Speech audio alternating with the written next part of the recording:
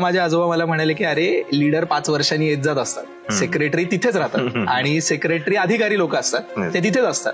त्यानंतर मी शाळेत जो कोणी मला चिडवायचा त्याला पकडून सांगायचो की अरे सेक्रेटरी IAS ऑफिसर असतात, ते तिथेच असतात, ते सगळं काम करतात.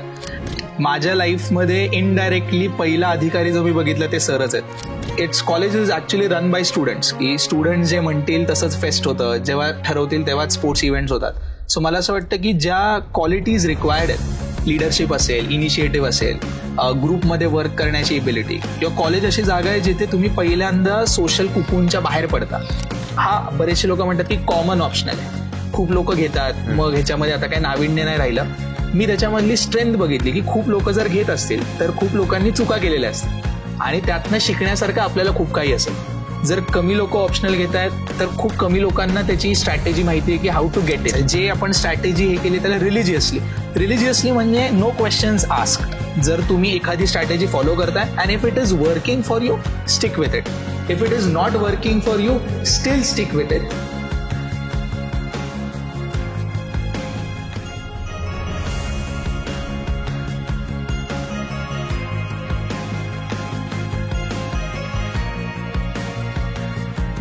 नमस्ते सर्वांना. चाणक्य मंडल परिवारच्या युट्यूब चॅनलवरती सगळ्यांचं स्वागत. आपली ही जी एक सिरीज चालू आहे विशेष पॉडकास्टची, विद्यार्थी ते अधिकारी घडतानाचा प्रवास, हे ऐकण्यासाठी आपण आज जमलेलो आहेत. आणि आजच्या या सिरीजमध्ये मी केतन सांडे, फॅकल्टी चाणक्य मंडल परिवारचा, आज या पॉडकास्टमध्ये संवाद साधणार आहे समर्थ शिंदे याच्याशी. समर्थ आपल्या कॉम्प्रिहेन्सिव्ह बॅचचा विद्यार्थी आणि पहिल्याच वर्षी कॉम्प्रिहेन्सिव्ह बॅच केली. पहिल्याच वर्षी त्याने UPSCची प्रिलिम्स, मेन्स आणि मुलाखत हे 3ही टप्पे क्लिअर केले आणि पहिल्याच वर्षी 255 रँक मिळवून आता तो अधिकारी म्हणून प्रशासनात रुजू होणार आहे.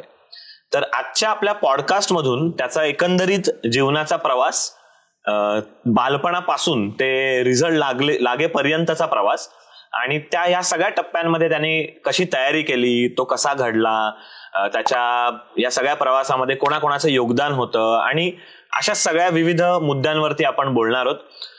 या पॉडकास्टमधून आता जे तयारी करणार आहेत अशा सगळ्याच विद्यार्थ्यांना, भले त्यांचा अटेम्प्ट 2025चा असेल, 2026चा, 27चा, 28चा असेल किंवा इव्हन आता सुद्धा 2024ची मेन्स देणारे असतील, या सगळ्यांनाच त्याचा फायदा होईल असेच प्रश्न विचारण्याचा मी प्रयत्न करेन आणि असाच संवाद आपण बघणार आहोत.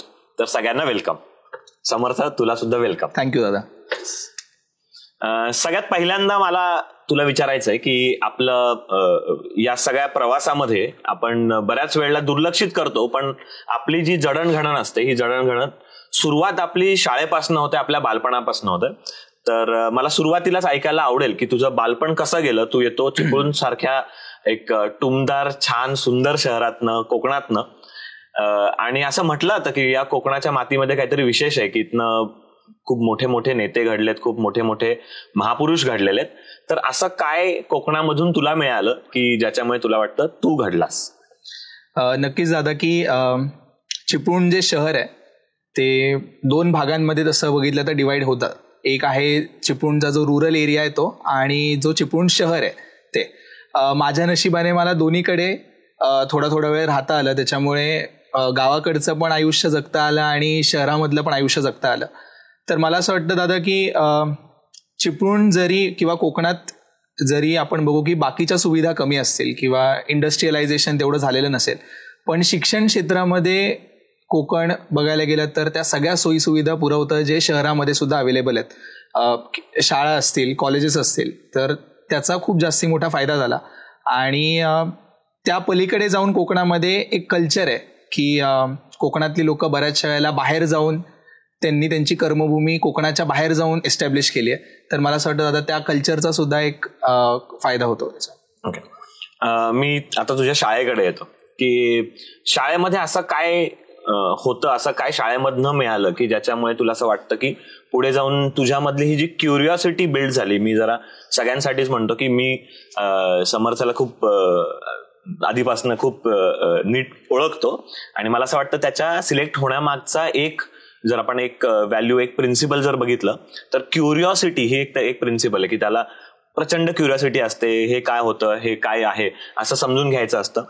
तर ही क्युरिओसिटी मुळात शाळेमध्ये बिल्ड झाली की आणखीन पुढे झाली, किंवा ही नक्की कशी बिल्ड झाली? दादा नक्कीच शाळेचा याच्यामध्ये रोल खूप मेजर असतो. माझ्या शाळेचं एक ऍडव्हान्टेज जे बऱ्याचशा वेळेला आपल्याला डिसएडव्हान्टेज वाटतं ते म्हणजे की शाळा प्रचंड लहान होती. म्हणजे मी जेव्हा शाळेमध्ये ऍडमिशन घेतलं त्यावेळेला शाळेमध्ये जेमतेम 50च विद्यार्थी होते, आणि हे पुढे पण असंच राहत गेलं की आम्ही शाळेची 3री बॅच. त्याच्यामुळे शाळेत जो काही कार्यक्रम व्हायचा, जे काही व्हायचं, सगळी जबाबदारी बाय डिफॉल्ट आमच्यावर पडायची. कारण ते विद्यार्थी लहान असल्यामुळे प्रत्येक कार्यक्रमात पार्टिसिपेट करण्याची संधी किंवा प्रत्येक इव्हेंटमध्ये पार्टिसिपेट करण्याला कॉम्पिटिशनच कमी होतं. त्यामुळे एकंदरीतच एक वाव त्या डिसएडव्हान्टेज मधनं एक ऍडव्हान्टेज क्रिएट झाला.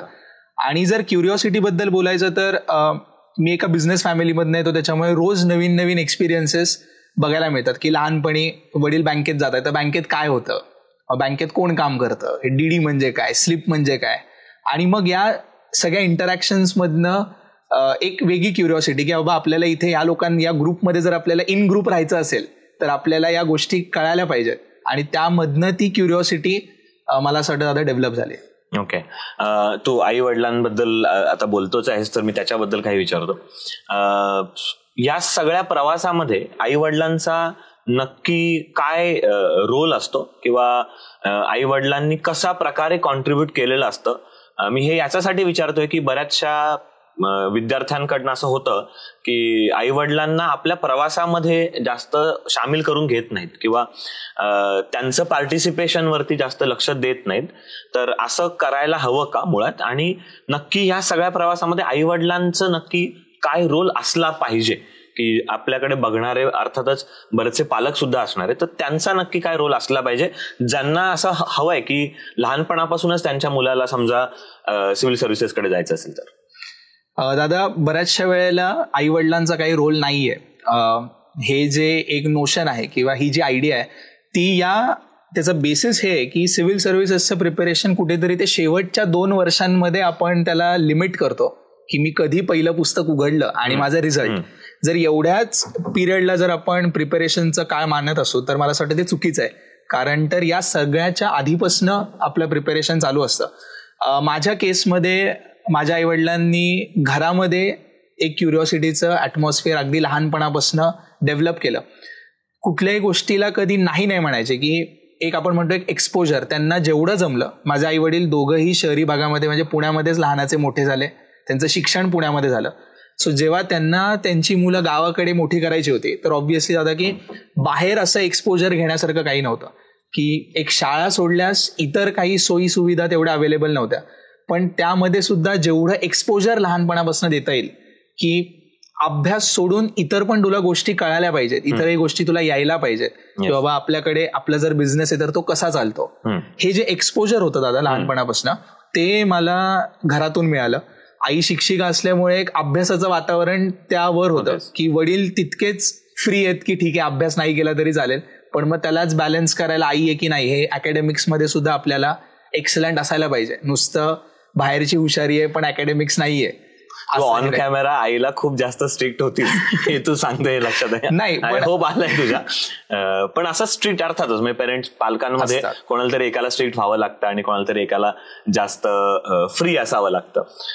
तर हे अभ्यासाचं वातावरण म्हणजे नक्की काय, मला जरा थोडं विचारायचंय की असं आहे का की अभ्यासाचं वातावरण म्हणजे ही पुस्तक आहेत बाबा आणि एवढे मार्क पाडच आणि तुला पहिलं यायचंच आहे, असं वातावरण होतं की असं असायला पाहिजे, की अभ्यासाचं वातावरण म्हणजे एखादा विषय समजून घे किंवा हे नक्की काय आहे याचा विचार कर, की ही गणित सोडवताना हे असंच का करतोय असं विचार कर.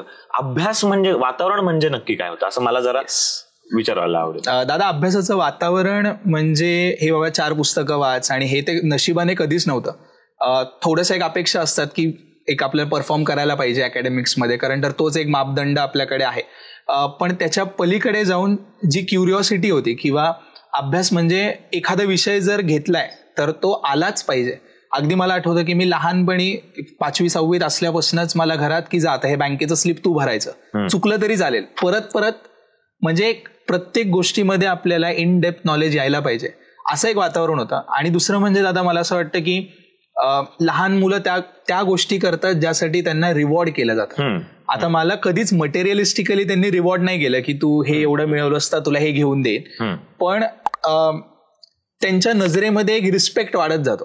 आणि मला वाटतं तो रिस्पेक्ट आपल्या मुलांना देणं खूप जास्त इम्पॉर्टंट आहे. की जेव्हा ते एखादी गोष्ट मिळवतात त्या गोष्टीसाठी जर त्यांना घरातनंच रिस्पेक्ट नाही दिला तर मुलांना कळत नाही की अरे याची खरोखर समाजामध्ये व्हॅल्यू आहे. सो त्या अभ्यासाची किंवा एखादी गोष्ट आपल्याला यायला लागली आहे ह्याच्या करस्पॉन्डिंग एक घरच्यांनी रिस्पेक्ट दिला की अरे हा ह्याला हे जमतं किंवा ह्याला हे करता येतं. सो मला असं वाटतं की ते वातावरण खूप जास्ती इम्पॉर्टंट आहे आणि ते असलं तर मुलं जास्ती म्हणजे चुका करायला घाबरत नाही. ओके, सो चुका करून द्यायला पण पाहिजे मुलांना. येस. आता मला तुला विचारायचं आहे की स्पर्धा परीक्षामध्ये किंवा या क्षेत्राकडे यायचा निर्णय नक्की तुझा कधी झाला, कुठल्या स्टेजमध्ये झाला, किंवा आणि हा मुळात स्पर्धा परीक्षांकडे तू कसा वळालास? दादा यामागे खूप मोठी इंटरेस्टिंग स्टोरी आहे. 6-7 स्टँडर्ड मध्ये असताना, मोस्टली 6वीतच असताना, शाळेमध्ये एक इन्व्हेस्टिचर सेरेमनी असते की वेगवेगळे पोस्ट शाळेमध्ये दिले जातात. तर त्यामध्ये त्यावेळेला शाळा नवीन फर्स्ट टाइमच हे केलेलं आणि त्यासाठी 2 पोस्ट होत्या. एक होती स्कूल लीडर आणि दुसरी होती स्कूल सेक्रेटरी. अशा 2 पोस्ट होत्या. त्यात माझे एक सिनियर होते, त्यांना स्कूल लीडर बनवलेलं आणि मला बनवलेलं स्कूल सेक्रेटरी. आता ऑब्व्हियसली आपल्याला 6-7 मध्ये तेवढं माहितीच नसतं की काय पोस्ट आहेत काय. तर शाळेमध्ये सगळे मित्र चिडवायला लागले की अरे तुला सेक्रेटरी बनवलंय, तू आता हे सेक्रेटरी झालायस, तू लीडर नाही झाला. आपल्याला पण एक असतं की आपल्याला लीडर व्हायचं असतं, जे पहिलं मेन इम्पॉर्टंट असतं ते व्हायचं असतं. सो त्या दिवशी थोडंसं असं झालेलं की अरे हे आपल्याला नको होतं, आपल्याला स्कूल लीडर हवं होता. तर मग घरी आलो आणि घरी त्यावेळेला असं हे होतं की आजी आजोबांची, आई तेव्हा क्लासमध्ये असायची आणि वडील पण शक्यतो बाहेर असायचे, तर आजी आजोबा घरी असायचे. तर आजोबांनी विचारलं अरे काय असं काय झालंय तुला, तोंड वगैरे का पाडलंय? मी सांगितलं की ते मला उगाच स्कूल सेक्रेटरी केलंय असं तसं. तेव्हा माझे आजोबा मला म्हणाले की अरे लीडर 5 वर्षांनी येत जात असतात, सेक्रेटरी तिथेच राहतात आणि सेक्रेटरी अधिकारी लोक असतात ते तिथेच असतात. त्यानंतर मी शाळेत जो कोणी मला चिडवायचा त्याला पकडून सांगायचो की अरे सेक्रेटरी IAS ऑफिसर असतात, ते तिथेच असतात, ते सगळं काम करतात. ते कुठेतरी एक थोडंसं म्हणजे तिथे तेव्हा असं ठरलं असं नाहीये, पण एक कुठेतरी आपण म्हणतो की एक स्लाईट मनामध्ये टाकण्यात आलं. आणि त्यानंतर मग जसं जसं 8वी 9वी 10वी मध्ये पुढे गेलो त्यावेळेला धर्माधिकारी सरांचे सुद्धा ऑडिओ असतील ते ऐकले आणि त्यातनं मग ते कुठेतरी रुजलं की आपल्याला या दिशेमध्ये करिअर आपण करू शकतो. कारण त्यावेळेला असं वाटलेलं की अधिकारी म्हणजे बाबा क्युरिओसिटी, ह्याला खूप येतं किंवा ह्यांच्याकडे खूप नॉलेज असतं. ऍक्च्युअल प्रशासनाचं तेवढं ज्ञान नव्हतं की नक्की अधिकारी काय काम करतात, पण अधिकारी हुशार असतात आणि त्यांना सगळं येतं, सगळं त्यांनी वाचलेलं असतं. म्हणून एक थोडंसं त्या करिअरकडे वळण्याचा एक निर्णय झाला. ओके. आणि तू आता म्हणालास की सरांच्या ऑडिओ बुक्स किंवा त्यावेळेला कॅसेट ऐकल्या होतास, असा कुठला प्रसंग आठवतोय तुला की असं मला वाटतं आपण एकदा बोलत असताना किंवा चाणक्य मंडलच्या एका व्यासपीठावर बोलताना तू म्हणाला होतास की सरांची एक कारगिलची कथा तू ऐकली होतीस आणि त्याच्यामधनं तू खूप इन्स्पायर झाला होता. याच्यावरनं मला विचारते की सरांचा काय रोल आहे या सगळ्याच प्रिपरेशन मध्ये? माझ्या लाईफमध्ये इनडायरेक्टली पहिला अधिकारी जो मी बघितला ते सरच आहेत आणि त्यांना ऐकण्याची संधी मला शाळेत असतानाच मिळाली. त्याच्यामुळे एक अधिकाऱ्याची एक इमेज आपल्या मनामध्ये जी तयार होते की आपल्याला आपल्या करिअरमध्ये पुढे कसं व्हायचंय किंवा आपल्याला पुढे काय व्हायचंय यासाठीची एक इमेज त्यावेळेलाच तयार झाली. त्यानंतर एक 10वी पर्यंत तर एवढं इंटरनेटचं पसरलेलं नव्हतं, पण एक 11वी 12वी मध्ये जसं गेलं तसं एक इंटरनेट आलं, फोन आला, मग त्यामधनं मग युट्यूबला पण सरांचे व्याख्यानं असायचे. त्यावेळेला पहिल्यांदा कळालं की चाणक्य मंडल परिवारचं ध्येय काय, की आपल्याला कसे अधिकारी तयार करायचे. आणि मग त्यातनं पुढे एक आयडिया मनामध्ये येत गेली की बाबा आपल्याला असं घडायचंय, असं अधिकारी व्हायचंय आणि मग त्यानुसार पुढचा प्रवास त्यानुसार झाला. आता मी जरा शाळेच्या नंतर थोडं कॉलेजकडे या टप्प्यावरती येतो की मनामध्ये एक इनडायरेक्टली तुझ्या घडत होतं की अधिकारी होऊ शकतो किंवा अधिकारी व्हायचंय असं एक घडत होतं. कदाचित त्यावेळेला असं निर्णय नसेल झाला, पण साधारणतः त्या दिशेने वाटचाल चालू होती. मग करिअर करताना शिक्षणामध्ये कुठल्या दिशेने जायचंय, म्हणजे तुला भलेही त्यावेळेला असं होतं की अधिकारी तर बनायचंय, मग कोणता विषय निवडायचा? सायन्समध्ये जायचं, मॅथ्स घ्यायचं, त्याच्यानंतर कॉमर्समध्ये जायचं, हे जे निर्णय असतात हे घेताना तू नक्की काय विचार केला होतास? दादा त्यावेळेला एक असं आपलं स्कूलमध्ये असतं की मॅथ्स सायन्स हे लॉजिकल सब्जेक्ट्स आहेत, हिस्ट्री जॉग्राफी पाठांतराचे सब्जेक्ट्स आहेत, आणि एक असं आपल्यामध्ये मनामध्ये आपल्या टाकलेलं असतं कारण ती शिक्षण पद्धतीच तशी. बरोबर. आणि माझं आधीपासूनच पाठांतर फारच वीक आहे, तुला माहितीच आहे की मला गोष्टी कळल्याशिवाय लक्षात राहत नाहीत किंवा मल्टिपल टाइम्स त्याच्यातलं वेगवेगळे अँगल्स समजल्याशिवाय लक्षात राहत नाहीत. त्यामुळे arts was out of option, कारण तर त्याच्यामध्ये खूप असं सांगण्यात आलेलं की अरे याच्यामध्ये खूप पाठांतर आहे, रट्टेबाजी आहे खूप सारी, तर त्याच्यामुळे ते एक ऑप्शन कटआउट झालेला. तर सायन्समध्ये एक नॅचरल इंटरेस्ट होता की मॅथ्स जमायचं, आणि मॅथ्स जमण्यापेक्षा मॅथ्स कळायचं की एखादी गोष्ट का होतीये, आणि टेक्स्टबुकच्या बाहेरची सुद्धा गणितं सोडवता यायची, आणि एक सायन्समध्ये सुद्धा एक नॅचरल इंटरेस्ट होता. तर त्यानुसार मग ठरवलं की आपण सायन्समध्ये करिअर करूया. आणि आता सायन्समध्ये करिअर करताना ऑब्व्हियसली लोक सांगतात की अरे मग इंजिनिअरिंग कर, इंजिनिअरिंग अजून चांगलं आहे. आणि ऍक्च्युली माझ्या मनात कधीच शाळेमध्ये असं नव्हतं की आपल्याला इंजिनिअरिंग करायचं आहे किंवा इंजिनियर व्हायचं आहे. पण एक 11वी-12वी मध्ये लोक सांगत की अरे हे बेटर आहे, प्लॅन बी म्हणून पण चांगलं आहे. आणि मला सर्वात जे पटलं रिझन ते होतं की इंजिनिअरिंगमध्ये लॉजिकल रिझनिंग खूप जास्त बिल्ड होतं, आणि इंजिनिअरिंगचं जे 4 वर्षाचं लाईफ असतं त्यामध्ये तुमची पर्सनॅलिटी खूप जास्त डेव्हलप होते as compared to some other courses, असं मला तेव्हा सांगण्यात आलं. आणि मला ते लॉजिक पटलं की असं होऊ शकतं की 4 वर्षात आपण बेटर प्रॉब्लेम सॉल्व्हर्स होतोय किंवा बेटर आपल्या याच्यामध्ये स्किल्स येत आहेत ज्या सिव्हिल सर्व्हिसेसमध्ये आपल्याला उपयोगी पडतील किंवा एक ऑफिसर होण्यामध्ये उपयोगी पडतील. So that was the reason की मी इंजिनिअरिंग करण्याचं डिसाईड केलं. तू हे जे बोलताना आता म्हणालास की पर्सनॅलिटी डेव्हलपमेंटसाठी तुला इंजिनिअरिंगचा जरा फायदा झाला. अर्थातच इंजिनिअरिंगच्या सोबतच इतर सगळे पण जे स्ट्रीम्स आहेत त्यांच्यामध्ये पण असं काय करायला पाहिजे की कॉलेज करत असताना पण तुम्ही हे जे पर्सनॅलिटी डेव्हलपमेंट आपण म्हणतो इथे तुम्हाला काही करता येईल? दादा कॉलेज मला असं वाटतं की अकॅडमिक्स सोडून खूप जास्ती ऑपॉर्च्युनिटीज आपल्याला प्रोव्हाइड करतं. एक्स्ट्रा करिक्युलर असतील, लिडरशिप ऑपॉर्च्युनिटीज असतील ज्या अनपॅरलेल्ड असतात स्कूल लाईफमध्ये. कारण स्कूल लाईफमध्ये तुम्ही टीचर्सला बाउंड असता, पण कॉलेजमध्ये college is actually run by students, की स्टुडंट जे म्हणतील तसंच फेस्ट होतं, जेव्हा ठरवतील तेव्हाच स्पोर्ट्स इव्हेंट्स होतात. सो मला असं वाटतं की ज्या क्वालिटीज रिक्वायर्ड आहेत, लिडरशिप असेल, इनिशिएटिव्ह असेल, ग्रुपमध्ये वर्क करण्याची एबिलिटी, किंवा कॉलेज अशी जागा आहे जिथे तुम्ही पहिल्यांदा सोशल कुकूनच्या बाहेर पडता, की तिथे सगळ्या प्रकारची मुलं असतात, सगळ्या बॅकग्राऊंडची मुलं असतात. या सगळ्यांना एकत्र घेऊन एखादं इव्हेंट करणं, एखादं काम करणं, मला असं वाटतं या गोष्टींमध्ये आपण थोडंसं जास्ती पार्टिसिपेट करायला पाहिजे अपार्ट फ्रॉम अकॅडमिक्स. निश्चित. मी जस्ट इथे तुला आणि मी सगळ्याच प्रेक्षकांना सांगू इच्छितो की आपण चाणक्य मंडल परिवारमध्ये इथे जो फाउंडेशन कोर्स करतो, या फाउंडेशन कोर्समध्ये आपण व्यक्तिमत्व विकास, आणि खरं तर सरांनी त्याला नाव दिलेलं आहे की हा जीवन घडवण्यासाठीचा कोर्स आहे, की हे जीवनाचं फाउंडेशन ठेवणारा कोर्स आहे. त्यामध्ये अशी सगळी सॉफ्ट स्किल्स, अशा सगळ्या गोष्टी ज्या आता खरं तर आपल्या शिक्षण व्यवस्थेमधनं डिरेक्टली मिळत नाही, असे आपण इकडे शिकवण्याचा किंवा मुलांमध्ये ते आणण्याचा प्रयत्न करतो.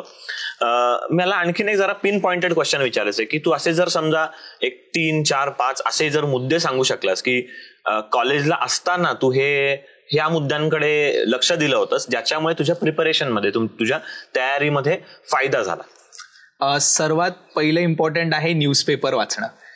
मी 11वी-12वीत असतानाच एक सवय लावून घेतलेली स्वतःला की बाबा आपल्याला रोजचा न्यूजपेपर हा वाचायचाच आहे, की मिनिमम आपण काही नाही जरी करू शकलो अख्ख्या दिवसात तरी एक न्यूजपेपर दिवसाचा वाचायचाच आहे. दुसरं म्हणजे दादा मी अवांतर वाचनाची, म्हणजे आमच्या कॉलेजला लायब्ररी पण फार मोठी होती आणि एक कल्चर होतं की लायब्ररीमध्ये मुलं ऍक्च्युली जाऊन बसून काहीतरी वाचायचे. सो त्या कल्चरचा मी खूप फायदा करून घेतला की जेवढं आपल्याला जमेल तेवढं इतर गोष्टींचे जे पुस्तकं असतात ते वाचण्याचा मी प्रयत्न केला. सो रीडिंग असेल, त्याच्यानंतर न्यूजपेपर रीडिंग मी सांगितलं.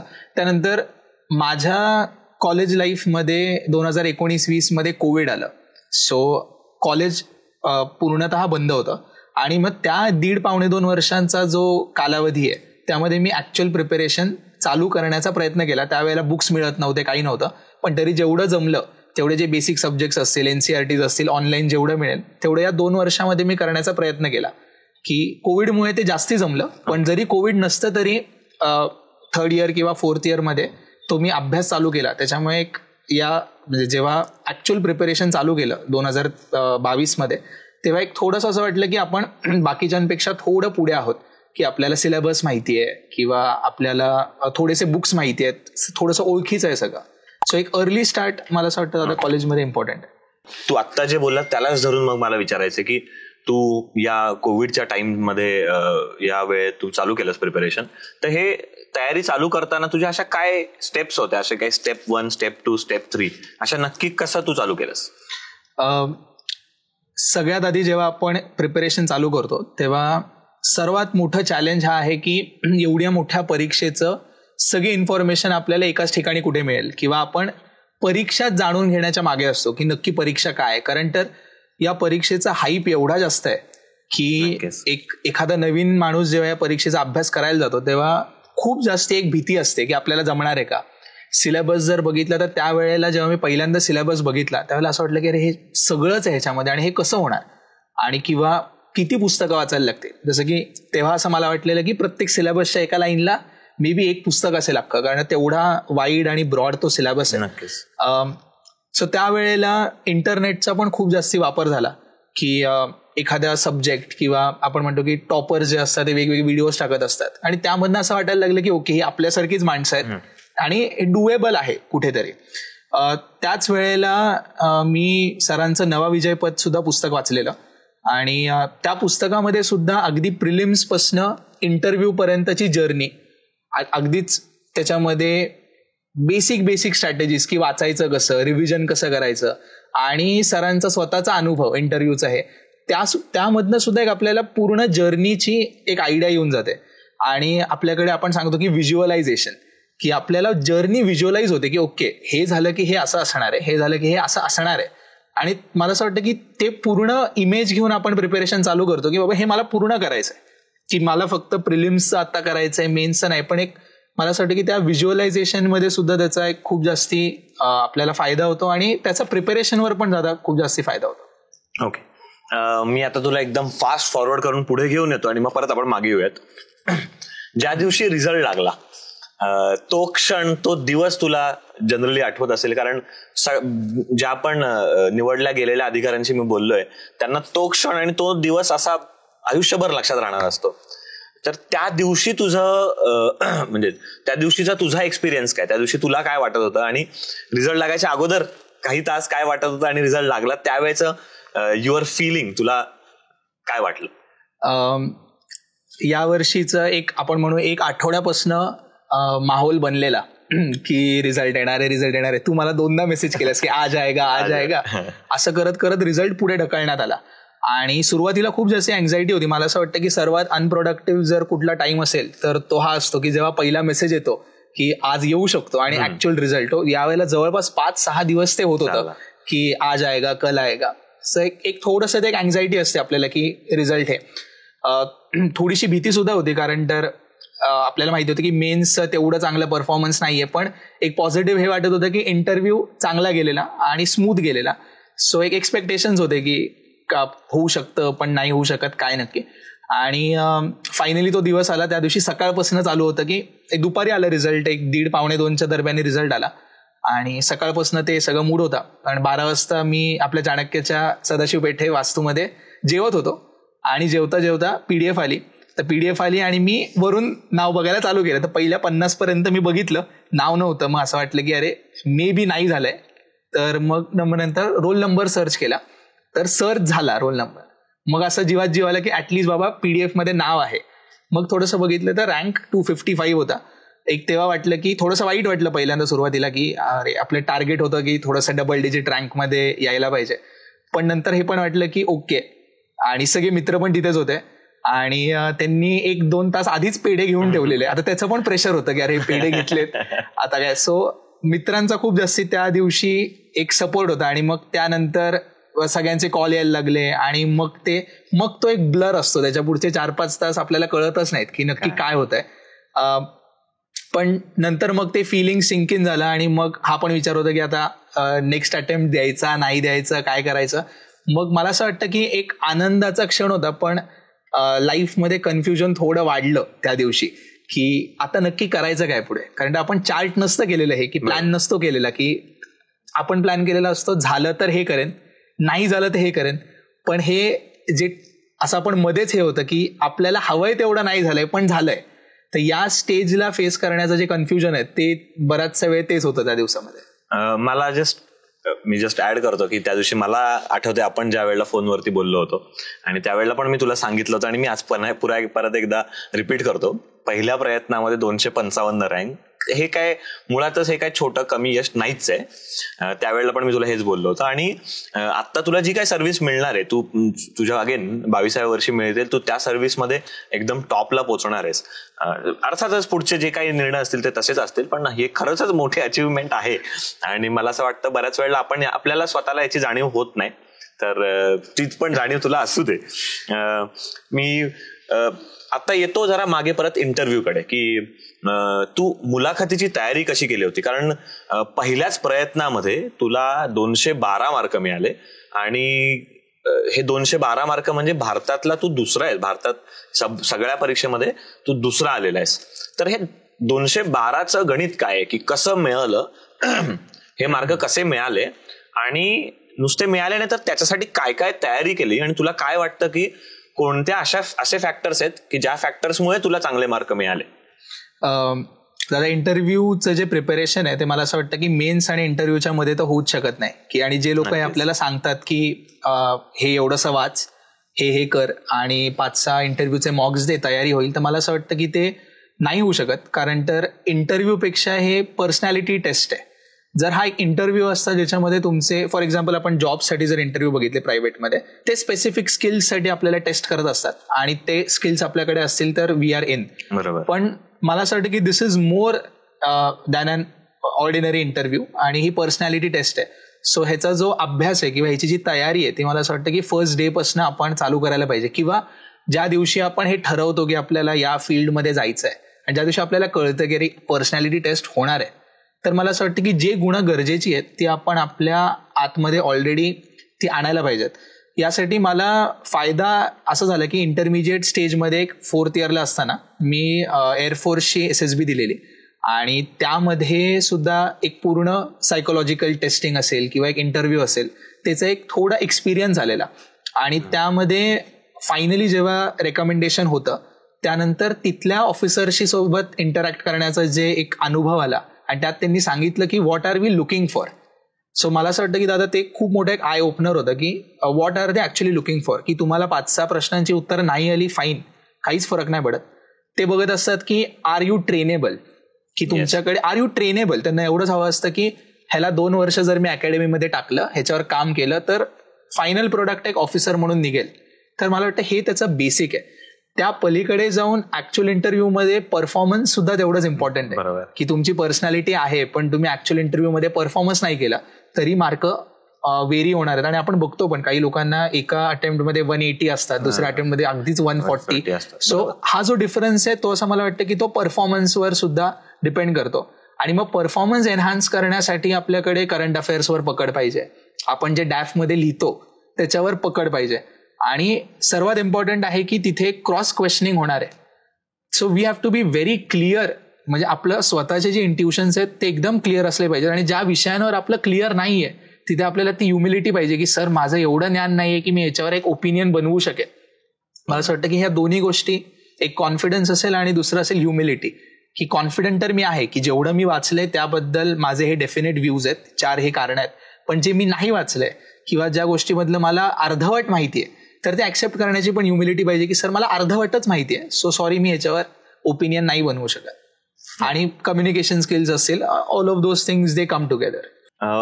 सो या इंटरव्ह्यूच्या प्रिपरेशन मध्येच मी तुला विचारतो, कारण अगेन मला माहिती आहे की या मधल्या वेळेमध्ये मेन्स झाल्यानंतर आणि इंटरव्ह्यूच्या अगोदर तू संगमनेरमध्ये जाऊन प्रशासन पाहिलं होतं, तर तो अनुभव कसा होता आणि हे पाहणं किती गरजेचं आहे, त्याच्याने काय फायदा झाला? नक्कीच की मी पहिल्यांदा एक नगर परिषदेचं जे कामकाज असतं ते अनिल दादांमुळे आपल्याला कळलं आणि आपण तिथे राहिलो आणि एक पूर्ण प्रशासनाचा आढावा घेण्याचा आपल्याला एक तिथे एक संधी मिळाली. तर मला असं वाटतं की दादा खूप जास्ती माझ्या मनामध्ये एक असं हे होतं की लोकल प्रशासनाला एवढं काम नसतं किंवा लोकल प्रशासन काय काम करतंय किंवा काय डिपार्टमेंट असतात, पण एकंदरीत तिकडे ऍक्च्युअली जाऊन ते प्रशासन बघून आणि तिथल्या माणसांकडे सुद्धा बघून की प्रत्येक जण त्याच्या फील्डमध्ये त्याच्या डिपार्टमेंटमध्ये ते सगळे एक्सपर्ट्स होते आणि तरी ते एकत्रित येऊन एक अधिकाऱ्याचा रोल काय आहे की या सगळ्या एक्सपर्ट्सला एकत्र आणून पूर्ण प्रशासन कसं चालवता येईल हे बघण्याची जी संधी होती ना, त्याच्याने आता असं वाटतं की एक बर्ड्स आय व्ह्यू मिळाला की ओके हे असं चालतं. जरी आपण मेन्समध्ये असं लिहित असो, मेन्समध्ये आपण लोकल सेल्फ गव्हर्नमेंट बॉडीज बद्दल जर हे लिहित असो, पण हे ऍक्च्युअलमध्ये हे चालवत आहेत की फंड्स, फंक्शन्स आणि फंक्शनरीज नसून सुद्धा की प्रशासन कसं हाताळतंय तिथे किंवा कसं तिथे रोजची कामं होत आहेत, लोकांपर्यंत पोहोचल्या जात आहे, त्याचा एक खूप जास्ती फायदा झाला. प्लस आपण तिकडे जे ग्रामसभा बघितली किंवा तिगावसारखं गाव बघितलं जे एक मॉडेल विलेज आहे, त्यामध्ये सुद्धा कळतं की स्कीम्सचं पेनिट्रेशन किती आहे किंवा एखादा माणूस जर एखादा अधिकारी आहे तो एखादी स्कीम फॉर्म्युलेट करतोय तर ती लोकांपर्यंत पोहोचवण्यापर्यंतचा जो प्रवास आहे तो पूर्ण एक समजण्याचं एक संधी मिळाली आणि त्यातनं आता कॉन्फिडन्स आला की कम वॉट मे, काही प्रश्न विचारत आहेत आपल्याकडे काहीतरी आहे जे आपण बघितलंय स्वतःवर. वाचलेलं प्रत्येकाने असतं की लोकल सेल्फ गव्हर्नमेंट बॉडीजचे प्रॉब्लेम्स मी विचारले तर प्रत्येक समोर येणारा हे 3च गोष्टी सांगतो की फंड्स, फंक्शन्स आणि फंक्शनरीज. पण आपण बघितलं की ओव्हरलॅपिंग स्कीम्स आहेत की सेम बेनिफिशियरी आहे, त्याला 2 स्कीम्समध्ये कव्हर करायचंय, 2 डिपार्टमेंट्समध्येच भांडणं आहेत की ह्याला कुठल्या स्कीममध्ये. आता ह्या गोष्टी ना कुठे लिहिलेल्या आहेत ना आपल्या स्टँडर्ड बुक्समध्ये आहेत, पण आपण संगमनेरमध्ये त्या ऍक्च्युअली बघितल्यामुळे एक कॉन्फिडन्स येतो की हा जर या गोष्टीवर त्यांनी विचारलं तर we can answer it in a better way आणि त्याला आपण बॅक करू शकतो की मी माझ्या डोळ्यांनी पाहिलंय. सो त्याचा एक खूप जास्ती फायदा झाला. ओके, आता इंटरव्ह्यूवरनं आपण जाऊया मेन्सकडे. मेन्सच्या प्रिपरेशन मध्ये आपण जरा कॉम्पोनंट वाईज जर बघितलं तर GS 1 to 3 हा एक चंक आपण बाजूला काढू शकतो आणि एसे ऑप्शनल आणि GS 4 असा एक चंक बाजूला काढू शकतो. असं काय स्ट्रॅटेजी केलं होतं की ज्याच्यामधनं तू असे 2 वेगळे टार्गेट करून त्यांना ऍड्रेस केलं? ऑप्शनल निवडताना तू ऑप्शनल कसा निवडला एक, आणि अजून एक त्याच्यामध्येच मी तुला प्रश्न विचारेन की ओव्हरऑलच तुझी स्ट्रॅटेजी आणि त्याच्यानुसार तू हे सगळं कसं केलंस हे मला विचारायचं होतं. आता मेन्स एक्झामचं 2 कंपोनंट्स आहेत, एक आहे आन्सर रायटिंग आणि दुसरं आहे कंटेंट. मला वाटतं हे दोन्ही गोष्टींवर मेन्सची एक्झाम रेस्ट होते. त्यामध्ये काही असे सब्जेक्ट्स आहेत ज्याच्यामध्ये कंटेंटला इम्पॉर्टन्स जास्ती आहे आणि काही असे सब्जेक्ट्स आहेत ज्याच्यामध्ये कंटेंट बऱ्यापैकी सगळे लोक सेमच लिहिणार आहेत आणि आपल्याला पण ॲव्हरेज परफॉर्म करून यायचं आहे. तर मला असं वाटतं की GS 1 to 3 हा जो सिलेबस आहे त्याच्यामध्ये कंटेंट मोर ऑर लेस प्रत्येक जण सेमच लिहितं किंवा सेम सोर्सेस फॉलो करतं. सो त्यामध्ये फक्त आपल्याला आन्सर रायटिंगवर फोकस करायला पाहिजे की माझा पेपर वेळेत होतो का, मी आहेत ते पॉईंट जे मला माहिती आहेत जे सगळ्यांनीच वाचले ते तेवढं मी लिहून येतो का. पण मला असं वाटतं की ज्यादा GS 4, एसे आणि ऑप्शनल हे असे सब्जेक्ट्स आहेत ज्याच्यामध्ये आपल्याला खरोखर काहीतरी वेगळा कंटेंट आणण्याचं एक चान्स असतो की तिथे तुम्ही काहीतरी वेगळं लिहू शकताय, काहीतरी इनोव्हेशन आणू शकता. सो या सब्जेक्टसाठी आता माझा अप्रोच होता की कंटेंटवर वर्क करायचं, क्रिएटिव्हिटी आणायची. आणि 1 to 3 मध्ये माझा अप्रोच होता की आपण आन्सर रायटिंगचा फॉर्मॅट, आन्सर रायटिंगमध्ये वेगवेगळे जे काही क्वेश्चनमध्ये विचारलेले सब कंपोनंट्स आहेत ते ऍड्रेस करण्याचा प्रयत्न करायचा. सो त्यानुसार मी दोन्ही ह्याचे टार्गेट्स वेगवेगळे केलेले आहे. ऑप्शनल पॉलिटिकल सायन्स निवडण्याचे 2-3 कारणं होते. पहिलं हे होतं की खूप इंटरेस्टिंग वाटतो सब्जेक्ट, कारण जे काही चाललेलं आहे मोर ऑर लेस ते सगळं शेवटी पॉलिटिक्सवर येऊन थांबतं. सो पहिले तर मला पॉलिटिकल सायन्स घेण्याचं मेन हे होतं की मला पेपरच समजायचा नाही. की मी जेव्हा पेपर वाचायचो, मी खूप लवकर पेपर वाचायला चालू, पण मला पेपर समजायचाच नाही. पण मग हळूहळू मला कळायला लागले की ओके, मग कोएलिशन गव्हर्नमेंट काय, कोएलिशन पॉलिटिक्स. मग मला एडिटोरियल्स नाही समजायचे, मग मला न्यूज समजायला लागली पण एडिटोरियल्स नाही कळायचे. मग नंतर हळूहळू कळायला लागले की ओके, हे समजून घेण्यासाठी मे बी पॉलिटिकल सायन्स जर आपल्याला येत असेल तर आपल्याला कळेल. कारण खूप सारे डिबेट्स असायचे न्यूजपेपरमध्ये, दिस वर्सेस दॅट, फंडामेंटलिझम म्हणजे काय. सो असं वाटलं की हे सगळे जे इझम्स आहेत ज्यांनी आपलं लाईफ आता आपण डिफाईन करतो ते समजून घेण्याचं एक political science can be one of the way in which it can be done. त्यानंतर कळलं की ह्याच्यामध्ये पॉलिटिकल सायन्स आणि इंटरनॅशनल रिलेशन्स आहे. सो माझं फर्स्ट प्रेफरन्स फॉरेन सर्व्हिस होता. सो मला असं वाटलं की हे IRचं जे काही नॉलेज आहे ते सुद्धा आपल्याला कुठेतरी बेनिफिट करेल. आणि तिसरं मी विचार केला की हा बरेचसे लोक म्हणतात की कॉमन ऑप्शनल आहे, खूप लोक घेतात, मग ह्याच्यामध्ये आता काही नाविन्य नाही राहिलं. मी त्याच्यामधली स्ट्रेंथ बघितली की खूप लोक जर घेत असतील तर खूप लोकांनी चुका केलेल्या असतील आणि त्यातनं शिकण्यासारखं आपल्याला खूप काही असेल. जर कमी लोक ऑप्शनल घेत आहेत तर खूप कमी लोकांना त्याची स्ट्रॅटेजी माहिती आहे की हाऊ टू गेट इन. पण जर खूप जास्ती लोक ऑप्शनल घेत आहेत तर इट मीन्स की खूप जास्त लोकांना ऍक्च्युली माहिती आहे की आत कसं जायचं हा ऑप्शनल घेऊन. सो हे सगळे फॅक्टर्स आणि एक पर्सनल इंटरेस्ट त्याच्यामध्ये, सो त्यानुसार मी ऑप्शनल निवडलेलं. आणि मग ऑप्शनल साठी असं काही वेगळं केलं होतं का, की ऑप्शनलची तयारी कशी होती? ऑप्शनलसाठी मी चाणक्य मंडलच्या आपल्या ऑप्शनलच्या बॅचला होतो. त्यानंतर मला असं वाटतं की डिसेंबर पर्यंत तुला पण माहितीये की ऑप्शनलचा फक्त पेपर 1 झालेला आणि आपण जानेवारीमध्ये बोललेलो की बास करायचं आणि प्रिलिम्स चालू करायचं. सो मला असं वाटतं की ऑप्शनलचं ऍक्च्युअल अभ्यास चालू झाला प्री झाल्यानंतर, की प्री नंतर आणि आपण ऍक्च्युअल याच्यापर्यंत आपण 1 सप्टेंबर पर्यंत तरी ऑप्शनल करतच होतो की रोज आपण आन्सर्स बघत होतो हे.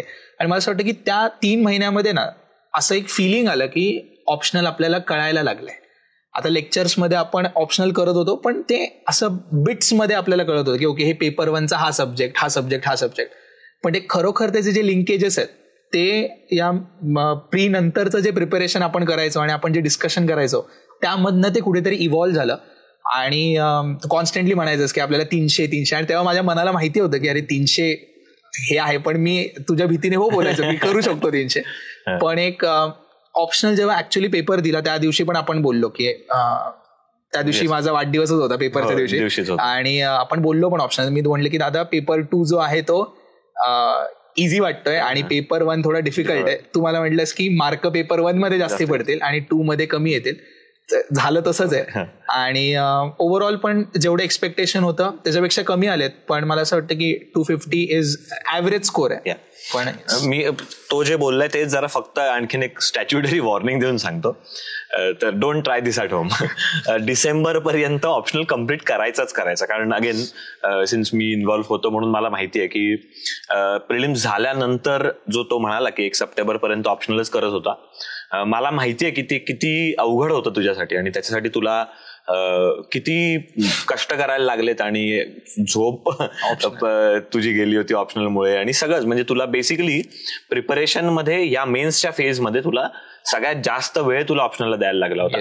आणि त्याच्यामुळे असं सगळेच जे आता कोणी तयारी करतायत मला वाटतं त्यांना मी सुद्धा सांगेन की ऑप्शनल हा डिसेंबर पर्यंत रेडी पाहिजे. आणि किती रेडी पाहिजे तर तुम्ही प्रिलिम्स झाल्यानंतर ज्या वेळेला तयारी कराल त्यावेळेला त्याचं तुम्ही फक्त रिव्हिजन करतायत आणि त्याच्यावरती तुम्ही फक्त आन्सर लिहिताय किंवा फक्त एकदा माइंड मॅपिंग किंवा ब्रेन मॅपिंग करताय. नव्याने काही वाचताय प्रिलिम्स नंतर असं नको व्हायला, असं मला वाटतं की ते खूप रिस्की आहे. त्याच्यासाठी वर्क केलं कारण त्यांनी ऑफकोर्स तेवढे एफर्ट्स टाकले, कारण त्याचा जीएसचा चांगला होल्ड होता म्हणून त्याला तो तेवढा तिथे पण वेळ मिळाला, किंवा एसए साठी त्याला काही कष्ट घ्यायला जास्त नाही लागले. आपल्याकडचे पेपर्स दिले होते. पण हे सगळ्यांनी करू नये असं मी विशेष सांगेन. मेन्सच्या वेळेला मी आता परत त्या दिवसांकडे जातो की आपल्याला माहिती आहे शुक्रवार, शनिवार, रविवार एसए, GS1, GS2 आणि GS3, GS4 असे पेपर असतात आणि मध्ये 1 आठवड्याचा गॅप असतो आणि परत शनिवारी आपल्या लँग्वेजेसचे पेपर असतात आणि देन रविवारी अगेन ऑप्शनलचे पेपर्स असतात. मला हे विचारायचं होतं की हा शेवटचे 2 आठवडे जर आपण बघितला तर हा जो कालखंड आहे, हा जो वेळ, या वेळेमध्ये तू रिवाइज कसं केलं होतं या सब्जेक्टसाठी? मेन्सचं प्रिपरेशन जेव्हा चालू केलं तेव्हा सर्वात मोठं चॅलेंज हे होतं की सोर्सेस कन्सॉलिडेटेड नव्हते. की बरंच एक महिनाभर तर आपलं ह्याच्यावर डिस्कशन चालू होतं की दादा हे नाहीये चांगलं, हे चांगलं आहे, हे वाचू का, हे नाहीये चांगलं. तर मला असं वाटतं की ते जर रेडी असेल तर रिव्हिजनसाठी, फायनल रिव्हिजनसाठी खूप जास्त इज होईल. पण एक ऑगस्ट 15 पर्यंत माझे सोर्सेस कन्सॉलिडेट झालेले आणि प्रत्येक GS साठी माझ्याकडे एकच PDF होती. एक 150 पेजेस पर्यंत मी प्रत्येक GS ला 150 पेजेस पर्यंत कन्सॉलिडेट केलेलं. सो GS 1, 2, 3, 4 प्रत्येकाचे 150 पेजेस होते आणि ऑप्शनलचे 200 इच असे 200 पानं पेपर 1चे होते. 200 पेजेसचं हे सगळं डिजिटल याच्यामध्ये असल्यामुळे ते कन्सॉलिडेटेड होतं माझ्याकडे. आता मेन्सला जाण्याच्या आधी मुंबईला मेन्स होती. सो पहिल्या दिवशी एसएच्या दिवशी तर आदल्या रात्री एवढा काही लोड नव्हता, पण मी तरी एथिक्स करत होतो की म्हटलं एथिक्स लास्ट असतं आणि त्याच्यामध्ये आपल्याला खूप फटीग येतं पहिल्या 3 पेपर. सो मी एसएच्या आदल्या दिवशी सुद्धा एथिक्स करत होतो आणि एसएचा पेपर आला आणि असं वाटलं की अरे हे ठीकच आहे, म्हणजे होऊन जात आहे. आणि मला असं वाटतं की त्याच्याने एक थोडासा कॉन्फिडन्स येतो एसएच्या पेपरने की एसएचा पेपर माझा एक जवळपास 20 मिनिट्स आधी झाला आणि एव्हरीथिंग वेंट वेल. आणि ते जे एक नर्वसनेस असतं पहिल्यांदा लिहिण्याचं मेन्स, ते थोडंसं त्या एसेच्या पेपरमध्ये गेलं. आता यामध्ये एक एसे मध्ये कोइन्सिडन्स असा होता की लिहिलेलाच एसे आला होता फायनल पेपरमध्ये आलेला. प्रत्येक वेळी होईलच असं नाहीये, पण आला होता. सो त्याच्यामुळे पण एक पॉझिटिव्ह आपण स्वतःलाच फील करतो की ओके ये तो लिखा था, आणि आता फक्त आपल्याला, पण त्या दिवशीचं सांगतो दादा, काय लिहिलेलं आठवत नव्हतं. म्हणजे एवढं आपल्याला कधी कधी मेमरी दगा देते की आपण काय लिहिलेलं होतं हाच एसे आधी आठवत नव्हता. सो परत तो नव्याने बिल्ड करायला लागतो. मे बी त्यात सिमिलॅरिटीज असतील, डिफिकल्टीज असतील. ते झालं. एसे नंतर दुसऱ्या दिवशी GS1 GS2. सो सकाळी GS1 होता आणि GS1 ना खरं कळतं की आता मेन्स चालू झाली आहे, कारण तर फुल लेंथ आता पेपर आहे. 30 पेजेसचा पेपर आहे, 60 पेजेसचा आपल्याला लिहायचा आहे. आणि GS1 नंतर थोडंसं फटीग्ड होतो, बाहेर आलो आणि बरेचसे क्वेश्चन्स थोडेसे आउट ऑफ द बॉक्स होते. साई होता माझ्यासोबत तिथे, आणि साईचं मी कन्सिडर करतो की साईचं मेन्स प्रिपरेशन हे माझ्यापेक्षा खूप जास्ती पुढे आहे.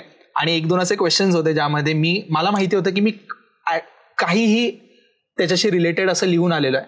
मी बाहेर आलो, मी साईला विचारलं, साई तू या प्रश्नाचं उत्तर काय लिहिलं? साईने मला तेच सांगितलं जे मी लिहिलं. आणि त्यावेळेला मला वाटलं की ओके सही चल रहा है, की आपलं GS ओके होत आहे. सो 1-2 तर इट वॉज रिलेटिव्हली इझियर, कारण त्या पॉलिटिकल सायन्स असल्यामुळे पॉलिटीचा पेपर एक एन्जॉयबल असतो आणि आपल्याला वाटत असतं की इथे आपण स्कोर करू शकतो. 3 अगेन ॲज युजल काहीतरी वेगळं येतं त्याच्यामध्ये. सर्वात चॅलेंजिंग मला जे वाटत होतं तो होतं GS4, कारण तर GS3 नंतर खांदे, हात इतके प्रचंड दुखायला लागतात की म्हणजे आपल्याला पहिल्यांदा असं जाणवतं की लिहून सुद्धा एवढं मसल फटीग येऊ शकतं की आपल्याला हात आपले लॉक होत आहेत किंवा फिंगर्स लॉक होत आहेत. सो मला वाटतं GS4 खूप चॅलेंजिंग होता पेपर. पण GS4चं मी स्ट्रॅटेजी केलेली की केस स्टडीज आपण पहिले लिहायच्या, त्यानंतर कोड बेस्ड क्वेश्चन्स लिहायचे आणि त्यानंतर जे आपलं नॉर्मल थिअरी बेस्ड असेल. सो GS4 सुद्धा 15 मिनिट्स प्रायर माझा पेपर झालेला की सगळं लिहून प्रॉपर. हे टाइम मॅनेजमेंट आणि आन्सर रायटिंगचा आता एक फायदा मी सांगतो की मी बघितलं बऱ्याच मुलांचं तिथे गडबडत होते. ते माझ्या शेजारी एक मुलगा बसलेला, त्यांनी जो 15 मार्कर होता, जो 10वा 10 मार्कर आहे, त्याला वाटलं हा पहिला 15 मार्कर आहे. सो त्यांनी त्याचं 3rd पेज 10 मार्करच्या फर्स्ट पेजवर लिहिला. अरे, आणि त्यानंतर त्यांनी एकही शब्द नाही लिहिला. मग तो तसाच बसून राहिला. त्याला कळलं की अरे हे आपलं चुकलं की 10 मार्कर 15 मार्करच्या फर्स्ट पेजवर त्यांनी 10 मार्करचं 3rd पेज समजून आन्सर लिहिलं. सो अशा सगळ्या ज्या घाई गडबड होते ते नशिबाने ते नाही झालं आणि papers well in time complete झाले. त्यानंतरचा जो 1 आठवडा होता तो मला असं वाटतं की पहिला 1 दिवस थोडीशी तब्येत बिघडलेली, पण त्यानंतर ऑप्शनलवर फोकस केला. जे काही ऑप्शनलचे 200 पेजेस होते ते मिनिमम 3-4 वेळेला रिवाईज झालेले तोपर्यंत. सो ऑप्शनल बद्दल आय वॉज थोडंसं कॉन्फिडंट की तेवढी वाईट परिस्थिती नाहीये जेवढी जानेवारीमध्ये होती. सो लिहून येऊ शकतो आपण काही आलं तरी. आणि सो ऑप्शनलला गेलो. त्याआधी लँग्वेज पेपर्स. तर एक गोष्ट फक्त मी आता एक चान्स मिळालाय म्हणून सांगतो, मला नंतर कळलं की जेव्हा टाय होते मार्क्सची तेव्हा लँग्वेज पेपरचे मार्क्स बघतात आणि त्याला हायर रँक अलॉट करतात. हे मला ते पेपर्स देताना माहिती नव्हतं. आपल्याला काय असतं की इसमे सिर्फ क्लिअर होणं आहे, पण ते तसं नाहीये. त्याच्यावर थोडासा आपण जर फोकस केला तर खूप म्हणजे 20 ह्याच्यानी रँक आपली वाढू शकते. आता यावेळेला जर बघितलं तर माझे मार्क जे त्याच्यामध्ये मी पहिला आहे आणि माझ्या खाली 20-25 जण आहेत सेम मार्क्सवाले. जर लँग्वेज पेपर्स मध्ये थोडं कमी जास्त झालं तर आपली रँक तेवढी खाली येणार आहे. सो ते एक गोष्ट बऱ्याच जणांना माहिती नसतं, पण फायनल रिझल्टच्या खाली लिहिलेलं असतं in case of tie compulsory papers आणि इंटरव्ह्यूचे मार्क्स कन्सिडर होतात. सो लँग्वेज पेपर्सकडे सुद्धा फोकस करणं इम्पॉर्टंट आहे आणि इझी असतात पेपर्स. पण मी यावेळेला कुठलंच लँग्वेज पेपरचा मॉक नाही दिला, म्हणून मराठीच्या पेपरमध्ये जो पहिले असतो एक गडबड अशी झाली की जे 1/3 मध्ये लिहायचं असतं, जे सारांश लेखन जे असतं तेवढेच बॉक्स नसतात, बॉक्स जास्ती असतात. मला माहिती नव्हतं. मला वाटलं जेवढे बॉक्स आहेत तेवढं सगळं भरायचं आणि मी मराठीच्या पेपरला सगळे बॉक्स भरले आणि ते 1/3 पेक्षा खूप जास्ती होतं. आणि ते मला पेपर संपल्यावर पेपर बघताना कळलं की अरे हे चुकलंय आपलं. पण मग ते इंग्लिशच्या पेपरमध्ये मी ते नाही केलं. पण अशा छोट्या छोट्या चुका होऊ शकतात जर तुम्ही मॉक नाही दिलेत किंवा ते PYQ नाही सोडवलेत. सो असं पूर्ण एक ते मेन्सचा 15 डेजचा खूप जास्ती थकवणारा एक जर्नी प्रवास होता. येस. मी जस्ट ऍड करतो एक फक्त की सारांश लेखनामध्ये नेहमी हे लक्षात ठेवायचं की 1/3 बरोबर 1/3 लिहायला लागतं. म्हणजे जर समजा 600 शब्दांचा जर तुम्हाला एक पॅसेज दिला असेल तर तुम्हाला 200 शब्दांमध्ये सारांश लेखन करायला लागतं. आणि त्याला आपण टॉलरन्स लिमिट म्हणतो. ही tolerance plus or minus 3 words 2 ते 3 शब्दांची असते. आणि नुसतं हे लिहिल्यानंतर किती शब्दांचा लिहिलाय हे सुद्धा लिहायचं असतं. तर आता जे मेन्स देतात त्यांना याचा फायदा होईल नक्कीच. तू ज्या वेळेला प्रॅक्टिस करत होता, कारण हे आपण शेवटच्या दिवसांचं बघितलं, पण मला आठवतंय की तू मॉक्स खूप लिहिले होते किंवा पेपर्स खूप लिहिले होते, ऑप्शनलचे भरपूर लिहिले होते आणि जीएसचे पण आपले पण सगळे पेपर्स लिहिले होते, एथिक्स आणि एसेचे पण लिहिले होते. त्याचा कसा फायदा झाला? एक तर दादा फॅमिलियारिटी होते एक्झामच्या पॅटर्नची, की बऱ्याचशा वेळेला पहिले जानेवारीपासून मे पर्यंत अजिबात आपण लिहित नाही. म्हणजे खूप अशी कमी लोक असतात, मला माहिती आहे काही लोक मेन्सचं लास्ट मोमेंट पर्यंत करतच असतात प्रिपरेशन, पण शक्यतो फर्स्ट अटेम्प्ट वाल्यांना ते नाही जमत की मेन्स आणि प्रिलिम्स एकत्र करणं. सो एक 5 महिने एक लिथार्जी आलेली असते लिहिण्याची, वाटतच नाही लिहावंसं. सो मला असं वाटतं की ते ब्रेक करण्यामध्ये मॉक्स खूप इम्पॉर्टंट आहेत. म्हणजे कंटेंट वाईज तर ते इम्पॉर्टंट आहेतच, पण कंटेंट असं आहे की शेवटच्या 2 महिन्यामध्ये असं खूप काही कंटेंटमध्ये तुमच्या ऍडिशन होणं तसं इम्पॉसिबल आहे, पण होतं डेफिनेटली, बेटरमेंट होते. पण सर्वात इम्पॉर्टंट हे की त्या दिवशी तुम्हाला असं वाटत नाही की मी हे फर्स्ट टाइम लिहितोय. बरोबर. आणि या वेळेला आपल्याकडे टाइम खूपच कमी होता, त्याच्यामुळे आपण ऑप्शनलचे मॉक्सला जास्ती प्रायोरिटी दिली आणि एसे एथिक्सला प्रायोरिटी दिली आणि जीएसचं फक्त आपले चाणक्यचे एक आपण पेपर सोडवलेले. मला असं वाटतं की जीएसचे अजून जर सोडवले असते तर आणखीन हे झालं असतं. पण इम्पॉर्टंट आहे की यावेळेला जसं तुला माहिती की आपण पॉलिटिकल सायन्सचे फुल मॉक्स नाही दिले, आपण फक्त सेक्शनल करत होतो. कारण तर 3 तासाचा मॉक एकदा मी लिहिलेला, पण मग खूप जास्ती फटीग येतं त्यानंतर, वाचताच येत नव्हतं. सो असं थोडंसं ते आपल्यानुसार टेलर मेड करायला पाहिजे की आपलं प्रिपरेशन कुठं आहे आणि त्यानुसार बाबा हे मी खरंच 3 तास इन्व्हेस्ट करू शकतो का आणि त्यानंतर मला फायदा होतोय का, हे सगळं बघितलं पाहिजे. पण आयडियल केस सिनॅरिओमध्ये मॉक्स देणं खूप जास्त इम्पॉर्टंट आहे. नाही जर जमत आहे तर थोडंफार 19-20 केलेलं चालू शकतं, पण द्यायला तर पाहिजेतच.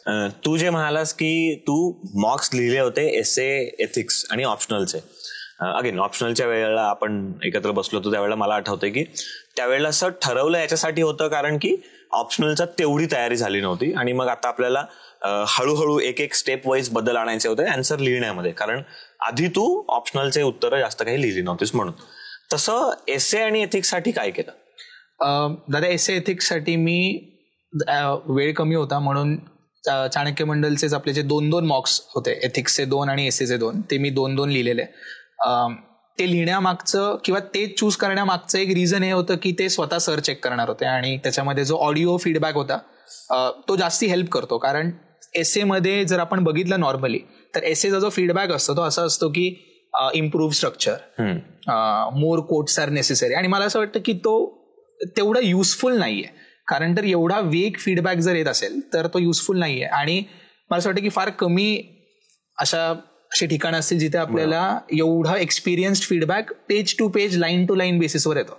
आणि मला एवढा त्याचा फायदा झाला की एक 20-25 मिनिट्समध्ये प्रत्येक पानावर बाबा हे चुकतंय, इथे हे रिपीट झालं, हे लाईन्सच चुकीच्या आहेत किंवा वाय, किंवा एखादं आपण स्टेटमेंट करतो पण ते खाली त्याचं आपण सबस्टॅन्शिएटच करत नाही आणि आपल्याला कळत नाही, आपल्याला असं वाटत असतं की सेल्फ एक्सप्लेनेटरी स्टेटमेंट आहे. अशा ज्या लहान छोट्या छोट्या गोष्टी आहेत त्यामध्ये आपल्या एथिक्स आणि एसेचा खूप फायदा झाला. आणि सरांनी जे सांगितलेलं की एसे डेव्हलप व्हायला पाहिजे, कुठे एसे डेव्हलप होत नाहीये, कुठे एसे असं वाटतंय की पटरीवरनं गाडी उतरलीये, या ज्या सगळ्या गोष्टी आहेत त्याचा फायदा झाला. आणि ते असं एक खरोखर व्हॅल्यू ॲडिशन होतं की आपण आज जिथे आहोत आणि आपल्याला जे पोचायचंय, किंवा कधी कधी आपण जे मेथड्स फॉलो करतो त्याचं एक व्हॅलिडेशन होतं. की मला खूप आधी लोकांनी सांगितलेलं की आपल्याला पार्ट्समध्येच एसे लिहायला लागतो, की एसे मध्ये पार्ट्स पाहिजेत, सब हेडिंग्स पाहिजेत, ब्रेकिंग्स पाहिजेत. पण ती माझी नॅचरल स्टाईलच नव्हती कधी लिहिण्याची, की ते मला जमायचंच नाही. सो मी फर्स्ट एसेमध्ये घाबरत मला जसं जमेल तसं केलेलं. आणि त्या फीडबॅकमध्ये सरांनी हे सांगितलेलं की एनिवेज तुमची स्टाईल डिपिक्ट होणं इम्पॉर्टंट आहे. आणि तो पण एक कुठेतरी कॉन्फिडन्स येतो की ओके, मी जे करतोय ते पण करेक्ट आहे. मे बी मी कुणाला फॉलो नाही करत आहे, पण माझं on style is also worth reading. So तो एक कॉन्फिडन्स त्याच्यामधनं बिल्ड झाला जो मला वाटतं की खूप जास्त इम्पॉर्टंट. नक्कीच सर जे नेहमी सांगतात आणि आपण चाणक्य मंडल परिवारमध्ये कायमच विद्यार्थ्यांना आणि आम्ही सगळ्यांनीच जे मानलेलं आहे ते म्हणजे स्वची ओळख. ही संकल्पना एवढी मोठी आहे की तुमच्या प्रत्येक विषयामध्ये सुद्धा लागू होऊ शकते, एकेका पेपरमध्ये पण लागू शकते आणि पूर्ण आयुष्याला सुद्धा लागू होऊ शकते. आता आपण जरा जाऊया प्रिलिम्स कडे. आणि मला असं वाटतं हा सगळ्यात कठीण टप्पा असतो की काय आजकाल, कारण असं लोकांचं मत झालेलं असतं की विद्यार्थ्यांचं मत झालेलं आहे की हा सगळ्यात कठीण टप्पा आहे, कारण एक वर्ष सगळ्यात कठीण पेपर येतो जो तुझ्या वेळेचा आला होता आणि एक वर्ष सगळ्यात सोपा पण पेपर येतो, पण त्यावेळेला कट ऑफ वाढून जातं. सो प्रिलिम्सच्या बद्दल थोडं सांगशील, ही परीक्षा याच्याबद्दलचं तुझं अंडरस्टँडिंग काय? तर मला असं वाटतं की प्रिलिम्स काही डिस्पेन्सेशनच्या लोकांसाठी इझी असते आणि काही लोकांसाठी ती डिफिकल्ट असते. सो हे मेन्ससाठी हे पूर्ण परीक्षेसाठीच आहे की काही जणांना काही टप्पे इझी असतात, काही टप्पे नॅचरल असतात आणि काही टप्प्याला त्यांना वेगळं कष्ट घ्यायला लागतात. माझ्यासाठी तो टप्पा म्हणजे प्रिलिम्स आहे. बरोबर. नंबर 1 मला असं वाटतं की प्रिलिम्समध्ये आपल्याला असं वाटतं की खूप सारे फॅक्ट्स करायला लागतात, करंटचं सगळंच यायला पाहिजे. तर मला असं वाटतं की ते थोडंसं कुठेतरी ना एक मिथ आहे की प्रिलिम्स करंट बेस्ड आहे, पण जर तुमचं स्टॅटिक स्ट्रॉंग नसेल तर तुम्ही करंटच्या बेसिसवर प्रिलिम्स नाही काढू शकत. पण वाईस वर्सा जर तुमचं स्टॅटिक स्ट्रॉंग आहे तर you can come nearer to the cut off. मी हे म्हणतच नाही की कट ऑफ क्लिअर करू शकतो विदाऊट करंट अफेअर्स, कारण या अटेम्प्टमध्ये मला ते जाणवलं की एक प्रिलिम्स फोकस्ड करंट अफेअर्स जर मागच्या 5-6 महिन्याचं आपल्याला किंवा एक वर्षभराचं नसेल आपल्याकडे ते नॉलेज किंवा आपण ते नसेल रिवाइज केलेलं, तर एक तो जो 10 मार्क्सचा जो गॅप आहे तो भरणं खूप अवघड होऊन जातं. किंवा मग देन इट इज आपण ज्याला म्हणतो लक फॅक्टर, की तुम्ही काहीतरी करताय मार्क आणि ते येणं बरोबर, all of those things come into play. पण 6 months हे मला असं वाटतं फर्स्ट टाइमसाठी, तर मला असं वाटतं सेकंड टाइमसाठी सुद्धा ते नेसेसरी आहे की एक मिनिमम तुमच्याकडे 100 to 120 डेजचं फोकस्ड प्रिलिम्सचा अभ्यास करणं गरजेचं आहे. आणि पॅटर्न प्रत्येक वर्षी चेंज होतं. जसे लास्ट टाइमची जी प्री होती ती कन्सेप्ट बेस्ड होती, मेमरी बेस्ड कमी होती. सो काही जणांना फायदा झाला. मी स्वतःकडनं सांगतो की मला खूप बरं वाटलं की हे अशी प्री आली की ज्याच्यामध्ये काही खूप जास्ती नाही विचारलं, या नॅशनल लॉजिक जास्त वापरू शकतो. यावेळेच्या प्रीला थोडंसं मला एक चॅलेंजिंग वाटत होतं की खूप स्पेसिफिक पिन पॉइंटेड क्वेश्चन्स होते, पण त्याच्यामध्ये सुद्धा युपीएससी आपल्याला क्लिअर करण्याच्या खूप संधी देतं आणि खूप जास्त असे क्वेश्चन्स असतात ज्याला आपण लो हँगिंग फ्रूट म्हणतो. सो ते एक आपला ऍटिट्यूड डेव्हलप व्हायला पाहिजे की प्रिलिम्स क्लिअर होणार आहे आणि प्रिलिम्सच आपल्याला क्लिअर करायला चान्सेस देणार आहे. बरोबर. पण त्यासाठी 4 to 5 months मिनिमम, पण 6 months आयडियली आपल्याला डेडिकेटेड प्रिलिम्सचं करायलाच लागणार आहे अभ्यास. बरोबर. ओके. मग प्रिलिम्ससाठी तुला काय वाटतं की तुला काय मदत झाली?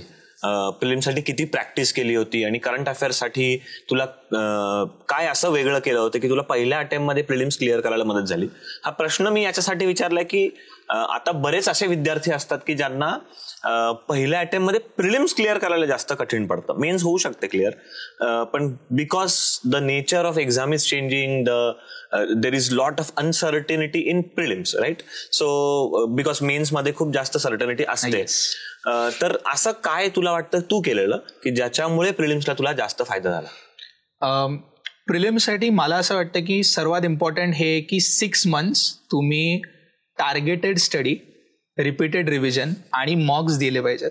आता यामध्ये 2 प्रकारची माणसं असतात या अख्ख्या प्रिपरेशनमध्ये. एक जे खूप जास्त सेल्फ डिसिप्लिन्ड आहेत, जे हे स्वतःहून करू शकतात, आणि एक असे असतात ज्यांचं मन आहे ना खूप पटकन सब्जेक्ट टू सब्जेक्ट उडतं. फॉर एक्झाम्पल, जर पॉलिटी करायचं तर त्यांना कळतच नाही किती दिवसात करायचं, किंवा माझं पॉलिटी झालंय हे मी आता स्टॉप केलं पाहिजे ते कळत नाही. लोक हिस्ट्रीच वाचत बसतात, आवडायला लागलंय एखादा सब्जेक्ट आवडतो खूप म्हणून 15 दिवस मॉडर्न हिस्ट्री किंवा 1 महिना कधी कधी लोक हिस्ट्री करतात. तर या सगळ्या चुका फर्स्ट टाइमर्स खूप जास्त वेळेला करतात. तर मला असं वाटतं, आणि ते माझं ऑनेस्ट ओपिनियन आहे, की आपली जी हार्टबीट बॅच होती त्याच्यामुळे प्रिलिम्सला खूप जास्त फायदा झाला. त्याचे एक 4-5 रिझन्स आहेत जे मी एन्युमरेट करतो, आणि ते हार्टबीट केलेला प्रत्येक विद्यार्थी हे सेम गोष्टी सांगेल. सर्वात पहिले रेग्युलॅरिटी, की असं सुट्टी नाहीये, रोज सकाळी येऊन ते करायचंच आहे. त्यानंतर सकाळी लवकरची बॅच आहे, त्याच्यामुळे एक डिसिप्लिन. कारण बऱ्याच वेळेला काय होतं की जानेवारी-फेब्रुवारी पर्यंत बऱ्याचशे मुलं मेन्स बाजूला टाकतात, पण मग प्रिलिम्स चालू करण्याला पण एक लिथार्जी आहे. बरोबर. आणि मग ते डिसिप्लिन मोडतं. कारण तर आता काहीतरी मेन प्रिलिम्स करायचंय, आन्सर रायटिंग नाही करायचंय, गोळे भरायचे, मग ते मी ऑनलाईनच भरतो, मी बघ फक्त 20च टेस्ट सोडवतो, पूर्ण सोडवत नाही. सो सर्वात इम्पॉर्टंट ते आहे की डिसिप्लिन लागतं.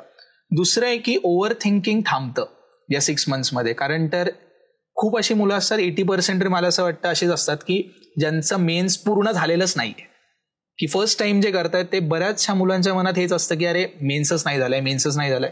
सो बऱ्याचशा वेळेला मी असं बघितलं जातं की मुलं फेब्रुवारीमध्ये प्रिलिम्सच्या मधनंच त्यांना आठवतं अरे आपलं मेन्स नाही झालंय, ते मेन्स ऑप्शनल नाही झालंय, टाकण्याचा प्रयत्न करतात त्याच्यामध्ये, आणि तिथे ते गणतं प्रिलिम्सचं प्रिपरेशन. सो त्यासाठी इम्पॉर्टंट आहे. आणि तिसरं म्हणजे ज्याला आपण म्हणतो आयटरेटिव्ह रिव्हिजन, की ती एक अशी कन्सेप्ट आहे की जी मला प्रिपरेशनला प्रिलिम्सच्या वेळेला कळली, जी इम्पॉर्टंट आहे. आणि ती इम्पॉर्टंट कशी की आपला जो फॉर्मॅट आहे हार्टबीटचा, की आपण क्वेश्चन घेतो, क्वेश्चन मुलांना सोडवायला लावतो, मग सोल्युशन बघतो आणि मग नेक्स्ट क्वेश्चनकडे जातो. सो जेव्हा आपण मॉक टेस्ट देतो, समजा आपण 7 मॉक टेस्ट दिल्या, तर आपण एक मॉक टेस्ट झाल्यावर इम्प्रूव्ह करतो स्वतःला. So the chances you have for improvement हे 7च आहेत. पण इथे जेव्हा आपण एका दिवसाला 25 प्रश्न घेतो, सो प्रत्येक प्रश्नानंतर त्या समोर बसलेल्या मुलाचं डेव्हलपमेंट होतं की ओके या क्वेश्चनमध्ये मी हे लॉजिक नाही लावलं, नेक्स्ट क्वेश्चनमध्ये लावून बघतो. सो 25 क्वेश्चन्स म्हणजे 25 आयटरेशन्स होतात. बरोबर. प्लस आपल्या टेस्ट वगैरे ते तर सगळं ऍडिशनल आहे. पण the very format of the batch, की आपण 25 क्वेश्चन्स घेतो आणि प्रत्येक क्वेश्चन मध्ये आपण सांगतो की हाऊ दिस क्वेश्चन कुड हॅव बीन सॉल्व्ड. येस. त्याचा जो इम्पॅक्ट आहे ना त्या रिपिटेशनचा, तो असं मला, कारण तर जेव्हा आपण मॉक देतो, आणि माझा एक्सपिरियन्स पण आहे, आपण मॉक देतो आणि सोल्युशन सोडवतो, आपल्याला आपला माइंडसेट आठवत नसतो. बरोबर. सोल्युशन वाचताना आपल्याला हे आठवत नसतं की या प्रश्न सोडवताना why did it go wrong, आपण काय विचार करून सोडवला होता. पण जेव्हा आपण इथे एक क्वेश्चन त्याचं सोल्युशन, एक क्वेश्चन सोल्युशन घेतो, तेव्हा आपल्याला कळत असतं की अरे मी हा विचार केला आणि हे चुकलं, पण हे असं करायला पाहिजे होतं. सो ते एक चेक होतं ब्रेनला, की त्याला एक सवय लागते की मोल्डिंग होतं की अरे आपल्याला हे असं करायचंय. आणि ते खूप जास्ती फायनल एक्झाम मध्ये कॉन्फिडन्स आपल्याला देतं की ओके हे असं आपल्याला करायचंय. ओके. आपण प्रिपरेशनच्या भरपूर सगळ्या स्टेजेस बद्दल बोललोय आणि असं सगळं. मी काही मिथ्स, फॅक्ट्स याच्याबद्दल तुझे एकदम रॅपिड आन्सर्स नाही म्हणणार आहे मी, पण असे काही प्रश्न विचारणार आहे की तुला काय वाटतं हे मिथ आहे का फॅक्ट आहे, आणि तुझं काय मत आहे याच्यावरती 1-2 लाईन्स मध्ये. एक म्हणजे प्रिलिम्सचा अभ्यास करत असताना न्यूजपेपर नाही वाचला तरी चालतो, याच्याबद्दल तुझं काय मत आहे? हे मिथ आहे. ओके. न्यूजपेपर शेवटच्या दिवसापर्यंत वाचायचा आहे आणि फक्त शेवटच्या आपल्या आयुष्याच्या शेवटच्या दिवसापर्यंत न्यूजपेपर वाचायचा. ओके. दुसरं म्हणजे प्रिपरेशन करताना इंटरव्ह्यूचं ते मेन्स नंतर बघून घेऊ, याच्याबद्दल तुझं काय मत आहे? हे सर्वात मोठी चूक आहे दादा. आणि हे डिपेंड करतं की काही लोकांचं मी बघितलं, काही टॉपर्स आहेत, ऑफिसर्स आहेत, इंटरव्ह्यू मध्ये 140-145 मार्क्स पडतात, पण मेन्समध्ये 800+ मार्क्स असतात. सो होऊ शकतं, पण मला असं वाटतं की खूप जास्त रिस्की अफेअर आहे हा, की कारण प्रत्येक स्टेजला तेवढं इम्पॉर्टन्स आहे आणि गॉड नोज तुमचं मेन्समध्ये काय होईल, आणि त्यासाठी ते करणं गरजेचं आहे. ओके.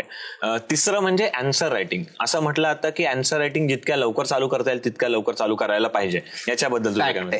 की जेवढ्या लवकर चालू करता येईल. जर आपण ही वाट बघत बसलो की मला कंटेंटच नाहीये, मी तर म्हणतो की कंटेंट बघा आणि 1 दिवसाने आन्सर रायटिंग करा, की लगेच करू नका, मग ते फक्त व्हिज्युअल रिप्रोडक्शन होतं. पण कंटेंट नसेल तर कंटेंट शोधा, पण आन्सर रायटिंग करा. आपल्या हिस्ट्रीच्या लेक्चर्सला आपण तेच करायचो की आजचं झालं की लगेच आन्सर रायटिंग. ते कंटेंट तुम्हाला येत असू दे किंवा नसू दे, पण ते फॉर्मॅटची सवय लागते, आणि सर्वात इम्पॉर्टंट आहे आन्सर रायटिंग. येस. आणि त्याच्यानंतर पुढे ऑप्शनल निवडताना बरेच जण असा विचार करतात की हा जरा मोठा आहे, हा जरा छोटा आहे, तर असा विचार करणं, याच्याबद्दल काय म्हणते?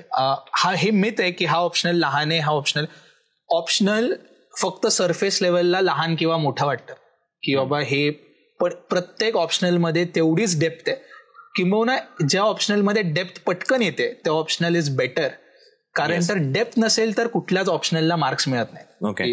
काही जण ऑप्शनल निवडताना ट्रेंड्स बघतात की अरे ह्या वर्षी हिस्ट्रीला मार्क नाही मिळाले, किंवा ह्या वर्षी पॉल सायन्सला मार्क मिळत आहेत, किंवा अँथ्रोला मार्क मिळतात. हे ट्रेंड्स बघायला पाहिजेत, याच्याबद्दल ते जो ऑप्शनल चल रहा आहे असं चालणारा कुठलाच ऑप्शनल नसतो. प्रत्येक ऑप्शनलचे दिवस असतात, त्यानुसार ते मार्क्स येतात त्याच्यात. ओके. त्याच्यानंतर परीक्षा करत असताना स्वतःला कट डाऊन करायला पाहिजे. आपल्या सोशल लाईफ, आपले मित्र आणि आपली फॅमिली हे करायला पाहिजे आणि एकदम डिसिप्लिन म्हणजे 7 वाजता लायब्ररीत आलं पाहिजे, कोणाशी न बोलता आणि 12 वाजता गेलं पाहिजे. ह्याच्याबद्दल तुझं मत काय? पार्शियली मिथ आहे, पार्शियली फॅक्ट आहे. मिथ ह्याच्यासाठी आहे की कट डाऊन करण्याची गरज नाहीये, पण फॅक्ट याच्यासाठी आहे की जेवढा कंटेंट आपल्याला वाचायचा आहे त्यासाठी हे जे तू म्हणाला 7ला येऊन 12ला जाणं, हे डिसिप्लिन इम्पॉर्टंट आहे. की कारण कंटेंटच एवढा वास्ट आहे की जर तेवढे आपण त्याला आर्स दिलेच नाहीत तर कंटेंटच वाचून होणार नाहीये. पण मिथचा हा फॅक्ट आहे की कट आउट करायचं आहे आणि कुणाशीच बोलायचं नाही, कारण तेवढा वेळ सगळ्यांनाच असतो. Yes yes. ओके. त्याच्यानंतर सगळेजण असं म्हणतात की आपला म्हणजे बुक लिस्ट किंवा रिसोर्सेस लिमिटेड करायला पाहिजे. त्याच्यामुळे बरेच जण अवांतर वाचन साईडला टाकून देतात की काय बाकी मी काय वाचणार नाही, हा माझा न्यूजपेपर, हे पुस्तक मी आता वर्षभर 2 वर्ष एवढंच करणार आहे. ह्याच्याबद्दल तुला काय वाटतं? मला हे आधी फॅक्ट वाटायचं की करायलाच लागतं, पण प्रिपरेशन मध्ये आल्यानंतर कळतं की अरे खूप वेळ आहे आपल्याकडे, आपण हे करू शकतो. सो मला असं वाटतं की वाचायला पाहिजे. त्यासाठी मी शिव्या पण खाल्ल्यात खूप वेळेला की अरे तू ते नको करू, हे वाच. पण मला असं वाटतं की त्याचा फायदा खूप जास्ती झाला. इंटरव्ह्यू मध्ये असेल किंवा मेन्समध्ये पण अनएक्सपेक्टेड क्वेश्चन जर टॅकल करायचे असतील तर कुठेतरी तुम्हाला ते एक्स्ट्रा नॉलेजचं रिडिंग लागतंच. येस. सो हे आता मिथ्स आणि हे आपण बघितलं, तर मी जरा थोडं आणखीन वेगळ्या सेगमेंटकडे जातोय की ज्याच्यामध्ये मला विचारायचं की तुला आवडणारी पुस्तकं किंवा तू कुठली अशी पुस्तकं रेकमेंड करशील आत्ता ज्यांनी अभ्यास सुरू केलाय किंवा आता ग्रॅज्युएशन मध्ये आहेत अशांना, की मी सिलेबसच्या पुस्तकांबद्दल किंवा बुक लिस्ट असं जे म्हणणं आहे त्याला नाही विचारत आहे, की अशी काही अवांतर वाचनाची इतर सगळी पुस्तकं अशी काही रेकमेंड करू शकशील का? असे बरेच बुक्स आहेत जे मी रेकमेंड करू शकेन, पण ते वेगवेगळे जॉनर्समध्ये आहेत. पण सर्वात इम्पॉर्टंट जर मला असं काही वाटतं की हे आहे की आपल्याला ऑफिसर लाईक क्वालिटीज बिल्ड करण्यासाठी कुठले बुक्स इम्पॉर्टंट असतात, किंवा एक आपल्याला जनरल जी या प्रिपरेशनमध्ये जी एक लिथार्जी आहे त्याच्याशी डील करण्यासाठी 1-2-3 पुस्तकं आहेत. सर्वात इम्पॉर्टंट मला असं वाटतं की जे पॉप्युलर आता कल्चरमध्ये सुद्धा आहे, ॲटॉमिक हॅबिट्स खूप जास्ती पॉप्युलर झालेलं आहे. त्याच्यामधला असणारा सिस्टम्स अप्रोच. आता ॲटॉमिक हॅबिट्स या पुस्तकाला मी काय इम्पॉर्टंट मानतो, कारण तर ते पुस्तक डायरेक्टली मला इंटरव्ह्यूमध्ये हेल्पफुल होतं. कारण त्यातलं जे एक एक्झाम्पल होतं ब्रिटिश सायकलिंग टीमचं, डायरेक्टली मला ते विचारलेला प्रश्न की या ब्रिटिश सायकलिंग टीम बद्दल तू वाचलंयस का, आणि I was able to answer and that was the only question त्यांनी विचारलेला. आणि मी हे पण सांगितलं की या बुकमध्ये मी हे वाचलंय. So he was satisfied. So माझ्यासाठी ॲटॉमिक हॅबिट्स को अभी एक अलग दर्जा आ गया. पण दॅट इज वन थिंग. त्यानंतर एक दुसरं बुक आहे, परत सांगतोय पॉप्युलर कल्चर मधले बुक्स आहेत म्हणून सांगतोय, डेनियल केनेमनचं thinking fast and slow. Important काय आहे, कारण तर प्रीमध्ये काही ठिकाणी जर आपण फास्ट थिंकिंग केलं आन्सर बरोबर येणार आहे. जरा आपण तिथे आपण सेकंड थॉट किंवा सेकंड गेसिंग केलं तर ते आन्सर आपलं चुकतं. सो ह्या मागचं जे सायन्स आहे की कुठल्या गोष्टी, आणि जसं आपण म्हणतो की मगाशी पण हार्टबीटमुळे फास्ट थिंकिंग डेव्हलप होतं, की क्वेश्चन आला ना की आपलं आन्सर येतं. कारण इथे आपण लगेच विचारतो मुलांना की चल वाचलाच प्रश्न सांग उत्तर. सो हे जे थिंकिंग फास्ट आहे आणि त्याच वेळेला थिंकिंग स्लो. फॉर एक्झाम्पल यासाठी एथिक्सच्या पेपरमध्ये जेव्हा मी केस स्टडी सॉल्व्ह केलेला त्याच्या आधी मी पेपर अख्खा वाचायचो की काय प्रश्न आहेत. ते आपल्या ब्रेनला हेल्प करतं की जेव्हा मी त्या सेगमेंटकडे येतोय तोपर्यंत रेलेव्हंट डाटा, फॅक्ट्स आणि ब्रेननी स्लो थिंकिंग केलेलं आहे बॅकग्राऊंडमध्ये. सो ते सेकंड बुक आहे. आणि तिसरं इम्पॉर्टंट आहे द क्रिएटिव्हिटी कर्व, जे मी मेन्सच्या जस्ट एक महिना आधी वाचलेलं ॲलन गॅनेट यांचं पुस्तक आहे द क्रिएटिव्हिटी कर्व.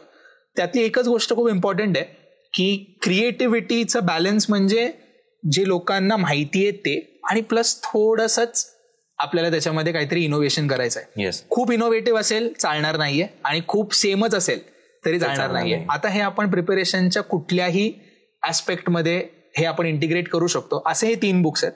हे सोडून आपण जर इतर बघितलं तर ती लिस्ट वाढतच जाईल. पण असं मला वाटतं की प्रिपरेशनला थोडं हेल्पफुल असणारे हे 3 बुक्स आहेत. मला वाटतं आपण ही तुझी लिस्ट आपण बायोमध्ये तरी टाकू किंवा समोर आपण स्क्रीनवर तरी दाखवू.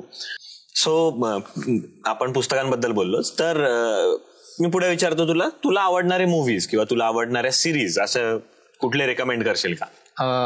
एक फारच चुकीचा प्रश्न आहे हा, कारण बऱ्याच वेळेला मी मूवीज आणि सिरीज शक्यतो नाही बघत, पण जिथे सोशल ऑब्लिगेशन आहे जायलाच लागतं मूवीला तिथेच जातो, पण बाय चॉईस मी असं काही बघितलेलं नाहीये. आणि आता मला आठवत पण नाही, म्हणजे ते इतकं बॅक ऑफ द माइंड माझ्या कुठेतरी आहेत की मला एक आठवत पण नाही. कदाचित this is also a recommendation, so fair enough. एक प्रश्न माझा विचारायचा राहिला तो मी आता विचारतो, तर म्हणजे या सगळ्या प्रिपरेशन मध्ये मित्रांचा काय रोल आहे, की मित्रांमुळे काय मदत झाली किंवा काय त्यांच्याबद्दल बोलशील? मला लहानपणापासूनच असे मित्र मिळालेत जे दोन्ही बाजूनी आहेत, की ते एक कॉन्फिडन्स पण देतात आणि ते ग्राउंडेड पण ठेवण्यामध्ये मदत करतात. असे अगदी मला शाळेपासून आत्तापर्यंत सगळेच मित्र असे मिळालेत की ज्यांचं मला असं वाटतं की माझ्यापेक्षा माझ्यावर विश्वास त्यांचा जास्त आहे, आणि कधी कधी त्याचं प्रेशर पण येतं. मेन्सच्या वेळेला तर माहिती असेल की सगळेच असतील की हा तुझं तर होणार नाही, तुझं नाही होणार, तो कुणाचं होणार. हे एक ठिकाणी आपल्याला कुठेतरी बरं पण वाटतं की अरे ओके, पण एक दुसऱ्या ठिकाणी त्याची भीती पण वाटते की अरे हे. सो तो एक रोल आहे. दुसरा हा रोल आहे की वाटूच देत नाहीत. आता कालच मला आदिती म्हणाले अरे मी विसरलेच तुझं सिलेक्शन झालं, सगळे तुझ्याशी चांगलं वागतायत, मी तुझ्याशी चांगलंच वागत. असं म्हणजे अशा अनेक गोष्टी की जे आपल्याला दाखवतात की काहीच बदलत नाही, म्हणजे झालं तरी बदलत नाही, नाही झालं तरी बदलत नाही. एवढा आता माझा लहानपणीचा मित्र आहे दिलीप, त्याचं सांगतो की आता त्यांनी प्रिलिम्स नंतर मला विचारलं रिझल्ट लागल्यानंतर झालं का, मी त्यांना मेसेज टाकला अरे नाही झालं. मला वाटतं ग वेडं बनवू नको. म्हणजे या लेवलचा कॉन्फिडन्स असणारे किंवा या लेवलचा सपोर्ट असणारे मित्र आहेत. आणि मला माहिती आहे की सगळ्यांनाच नाही मिळत हे, म्हणजे प्रत्येकाच्याच नशिबामध्ये प्रत्येक टप्प्यावर असे मित्र मिळतील का असं नाहीये, पण मला मिळालेत. सो मला असं वाटतं की खूप एक जास्त एक स्ट्रेंथ देते लाईफमध्ये, की माहिती असतं आपल्याला की कोणतरी आहे, काहीतरी आपण करू शकतो, काही एक स्ट्रेंथ देते. येस. मी याच क्रमाने विचारतो की मग आणखीन की तुझ्या फॅमिलीचा किंवा तुझ्या परिवाराचा काय वाटा होता किंवा त्याचं काय योगदान आहे या सगळ्या यशामध्ये? मला असं वाटतं की फॅमिलीचं सर्वात इम्पॉर्टंट योगदान हे की त्यांनी खूप जास्ती फ्रीडम मला दिलेलं आहे, की माझे गोल्स मीच ठरवणार आणि त्याच्यामधलं माझं परफॉर्मन्स मीच जज करणार. ह्याचं एक त्यांनी खूप आधीपासून ते एक फ्रीडम दिलंय की तुला काय वाटतं तू काय केलंस, तुला वाटतं का की तू कमी परफॉर्म केलंस का, तुला काय वाटतं. हे मला असं वाटतं खूप जास्त इम्पॉर्टंट आहे, कारण तर मी फेल्युअर्सला अवॉइड नाही करत. त्याच्यामुळे की एक असं असतं की जेव्हा कॉन्स्टंटली आपल्याला पेरेंट्सला उत्तर द्यायला लागतं की अरे तू का नाही करत आहेस, मग त्यावेळेला आपण we try to find excuses, कारण आपण ती वेळ फक्त पुढे ढकलण्याचा प्रयत्न करतो की काहीतरी उत्तर देतो आणि पुढे जातो. मग ते अवॉइड करण्याची एक सवय लागते. पण मला एक ते फ्रीडम दिल्यामुळे I could always be honest की मी इथे केलं तरी नाही झालं, किंवा इथे मी डेलिबरेटली नाही केलं म्हणून नाही झालं. एक ते मला एक सपोर्ट वाटतो. दुसरा म्हणजे की प्रत्येक ह्याच्यामध्ये डिसिजनमध्ये त्यांनी हे दिलेलं आहे की ओके तुला हे वाटत असेल तर आम्हाला जरी पटत नसेल तरी तू करत असेल तर आम्ही सपोर्ट करतो. आणि मग ते चुकल्यानंतर आपल्यालाच कळतं की अरे आपण हे चुकलेलं आहे. पण ते न चुकता जर फक्त सांगितलं की हे चुकीचं आहे तर मला असं वाटतं की एक निगेटिव्ह ॲटिट्यूड आणि आपण ते मुद्दाम करायला जातो. सो ते एक टेकिंग रिस्पॉन्सिबिलिटी त्यांनी आधीपासून तेवढं आपण म्हणता येईल की इंटरफिअर न करता सपोर्ट करणं हे खूप डिफिकल्ट आहे. बरोबर. की जर तुम्ही सपोर्ट करत, बऱ्याचशा लोकांना सपोर्ट करणं म्हणजेच इंटरफिअर करणं असं वाटतं, पण आणि त्यांच्यासाठी पण ऑब्व्हियसली डिफिकल्टच असणार आहे की आपण नॉन इंटरफिअर करता सपोर्ट कसं करायचं. तर मला असं वाटतं की they have done a good job त्याच्यामध्ये, की सपोर्ट करणं पण निटी-ग्रिटीज मध्ये न जाता एक आपल्याला बाहेरून काय करता येईल का किंवा जेवढं त्यांना जमेल. फॅमिलीचं जर असेल तर तशी आमची क्लोज फॅमिली खूप लहान आहे, कारण तर मला एकच काका आहे आणि आईकडे मामा वगैरे कोणी नाहीये. तर फॅमिलीमध्ये जर प्रत्येकाचा रोल आणि प्रत्येकाचा सपोर्ट जर बघितला तर आई वडिलांचं तर एक रोल खूप जास्त इम्पॉर्टंट आहे. म्हणजे आईचं तर प्रत्येक ह्याच्यावर हेच होतं की ठीक आहे तुला नॉलेज मिळत असेल बस काही प्रॉब्लेम नाहीये, टेस्टमध्ये काय, आणि एक थोडंसं डिसिप्लिन, कारण तर मी आईला घाबरतोच की काय बाबा आता टेस्टमध्ये किती मार्क येत आहेत किंवा काय होतंय परफॉर्मन्स. तिचा एक चेक असतो, तिचा एक ते टीचरचा ॲटिट्यूड असल्यामुळे एक तो एक चेक असतो. पप्पांचं कायम हेच असतं की ठीक आहे काय नाही फरक पडत, आपलं होऊन जाईल, हे नाही तर ते नाही तर हे. अगदी इंटरव्ह्यूला माझ्यासोबत ते 15 दिवस दिल्लीला होते आणि त्यांची हेल्थ पण तेव्हा चांगली नव्हती, पण ते कायम ही वॉज देअर. श्राऊ बहीण आहे माझी, तिचा रोल इम्पॉर्टंट आहे. कारण तर मला असं वाटतं की एक लहान बहीण असणं आपल्याला खूप लवकर सांगतं, आपल्याला खूप लवकर मोठं करतं. की ते बिरबलाची जी गोष्ट आहे, एखादी रेष लहान कशी करायची तर दुसऱ्या बाजूला मोठी रेष बांधा, तशी एखादी मोठी कशी करायची शेजारी छोटी रेष बांधली की ही मोठी होणार आहे. तसं असं वाटतं की खूप आधीपासनं एक रिस्पॉन्सिबिलिटी घेण्याचं कुठेतरी मी शिकलो. खूप काय चांगलं मी तीच जास्त रिस्पॉन्सिबल आहे माझ्यापेक्षा, पण ऍटलिस्ट कुठेतरी. आणि आपल्याला एक कळतं की अरे कोणतरी आपल्यासारखं वागण्याचा प्रयत्न करतंय, की कोणतरी आपल्या नावाने कुणाला तरी अजून जास्ती बेटर ऑपॉर्च्युनिटीज मिळतात. जसं की शाळेत तिचे लाड माझ्यामुळे व्हायचे, हे एकदम प्लेन फॅक्ट होता. याच्यावर कदाचित ती नाही म्हणेल, पण ठीक आहे, प्लेन फॅक्ट आहे हा. असं सगळे आजी आजोबा असतील, म्हणजे आईचे आई वडील असतील, त्यांच्याकडे तर मी अख्खं प्रिपरेशन, आणि त्यांनी अगदी मुलासारखंच मला वाढवलेलं आहे. वडिलांचे आई वडील असतील, त्यात माझे जे चिपळूणचे आजोबा होते त्यांचा रोल खूप जास्ती मेजर आहे. कारण he was a very studious person. म्हणजे जर अख्ख्या पूर्ण घरात जर बघितलं तर घरी अभ्यासाचं हे फक्त आजोबांना, त्यानंतर आईला, आणि त्यानंतर डायरेक्ट एक जनरेशन आमच्याकडे. कारण तर पप्पांना वगैरे अभ्यास काय असं एवढं कधी आवडला नाही, काही नाही. पण मग आजोबांचा रोल खूप जास्त इम्पॉर्टंट आहे. कारण लहानपणापासूनच ते एवढे जास्ती मला सांगायचे की मी इंग्लिश मिडियम स्कूलला होतो त्यामुळे मराठीचा थोडासा प्रॉब्लेम होता, हे त्यांना कळलं 2nd 3rd स्टँडर्डमध्ये. ते रोज मला सकाळमधलं एक आर्टिकल वाचायला लावायचे. त्यावेळेला मला एवढा कंटाळायचा, मी फक्त असं करायचो 10 मिनिटं आणि झालं, ठेवायचं आणि निघून जायचो. हे त्यांना कळलं. मग ते विचारायला लागले की आता सांग ह्याच्यात काय लिहिलेलं. मग एक चेक आणि ती एक भीती आपल्याला त्यावेळेला असं वाटत असतं की जात चाललाय आपल्यावर, हे उगाच आपल्याला हे करायला लावतात. पण at the end of the day कळतं की इट ऑल ऍड्स अप, आणि प्रत्येकाने आपल्याला काही ना काही कॉन्ट्रीब्यूट केलेलं असतं. ते कुठे ना कुठे आपल्या पर्सनॅलिटीमध्ये ऍडअप होतं, आणि शेवटी आपण आपल्या फॅमिलीचं एक प्रोडक्ट आहे. सो एक सगळ्यांचं त्याच्यामध्ये थोडं थोडं कॉन्ट्रीब्युशन असतं. येस. आता या परिवाराबद्दल बोललो तर आपण या इकडच्या परिवाराबद्दल बोलू. चाणक्य मंडल परिवारचा आणि सरांचा तुझ्या या सगळ्या प्रवासामधलं काय योगदान आहे म्हणण्यापेक्षा की त्यांचा काय वाटा होता याच्यामध्ये? प्रिपरेशनच्या डे 1 पासनं चाणक्य मंडल परिवारचाच विद्यार्थी आहे. त्यामुळे मला असं वाटतं की या प्रिपरेशन बद्दल मला जे काही कळलं किंवा जे काही नाही कळलं ते सगळं इथेच कळलं. की सरांचं असेल तर मेन प्रिपरेशन का करायचं हेच सरांमुळे आपल्याला कळलेलं आहे. आणि जेव्हा सरांना पहिल्यांदा लाईव्ह बघता आलं ते पण एक वेगळंच मोमेंट होतं. की एवढे दिवस ज्यांना आपण युट्यूबवर बघतो किंवा पोस्टर्समध्ये बघतो किंवा कुठेतरी कार्यक्रमात बघतो, त्यांना ऍक्च्युअलमध्ये बघणं, ती एक भीती, की ते एक डिसिप्लिन, सरांच्या लेक्चरचं एक डिसिप्लिन, सरांच्या लेक्चरचं एक वेगळाच ऑ असतो की अरे आता आज काय होणार आहे. कारण प्रत्येक वेळेला काही ना काही नवीन, काही ना काही एक वेगळं सेट अजेंडा आणि प्लस काहीतरी नवीन त्याच्यामध्ये असतं. त्यानंतर प्रत्येकाचं, आता जर आपण चाणक्य मंडलमध्ये नाव घेतलं तर प्रत्येकाचं त्याच्यामध्ये कॉन्ट्रीब्युशन आहे. इथे प्रत्येक जण, मला कधीच असं वाटलं नाही की मी इथे काहीतरी आउटसाइडर आहे. आणि जेव्हा मला मेन्स नंतर मी लेक्चर घेत होतो तर मी सर्वात लहान फॅकल्टी आहे इथे असणारा, तर त्याच्यामध्ये पण मला असं कधीच वाटलं नाही की हे चले लहान आहे, असं कधीच नाही झालं.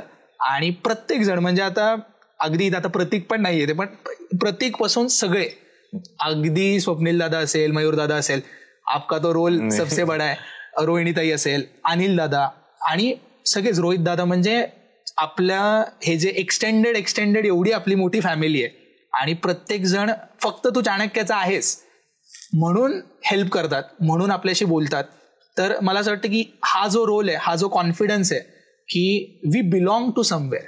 आणि हे प्रिपरेशन आपण करतोय, पण आपण या 6 लाख 7 लाख लोकांमध्ये कोणीच असं नाहीये. We belong to a place ज्याचा एक सेट गोल आहे, आणि त्या सेट गोलमुळे आपण सिव्हिल सर्व्हिसेसमध्ये जातोय. तर ही जी दिशा आहे ती खूप जास्त इम्पॉर्टंट आहे. ही आयडेंटिटी खूप जास्त इम्पॉर्टंट आहे. कारण इंटरव्ह्यू मध्ये सुद्धा त्याने मला विचारलं, gentleman what are you doing currently. तर त्यावेळेला मी लेक्चर घेत होतो, मी सांगितलं.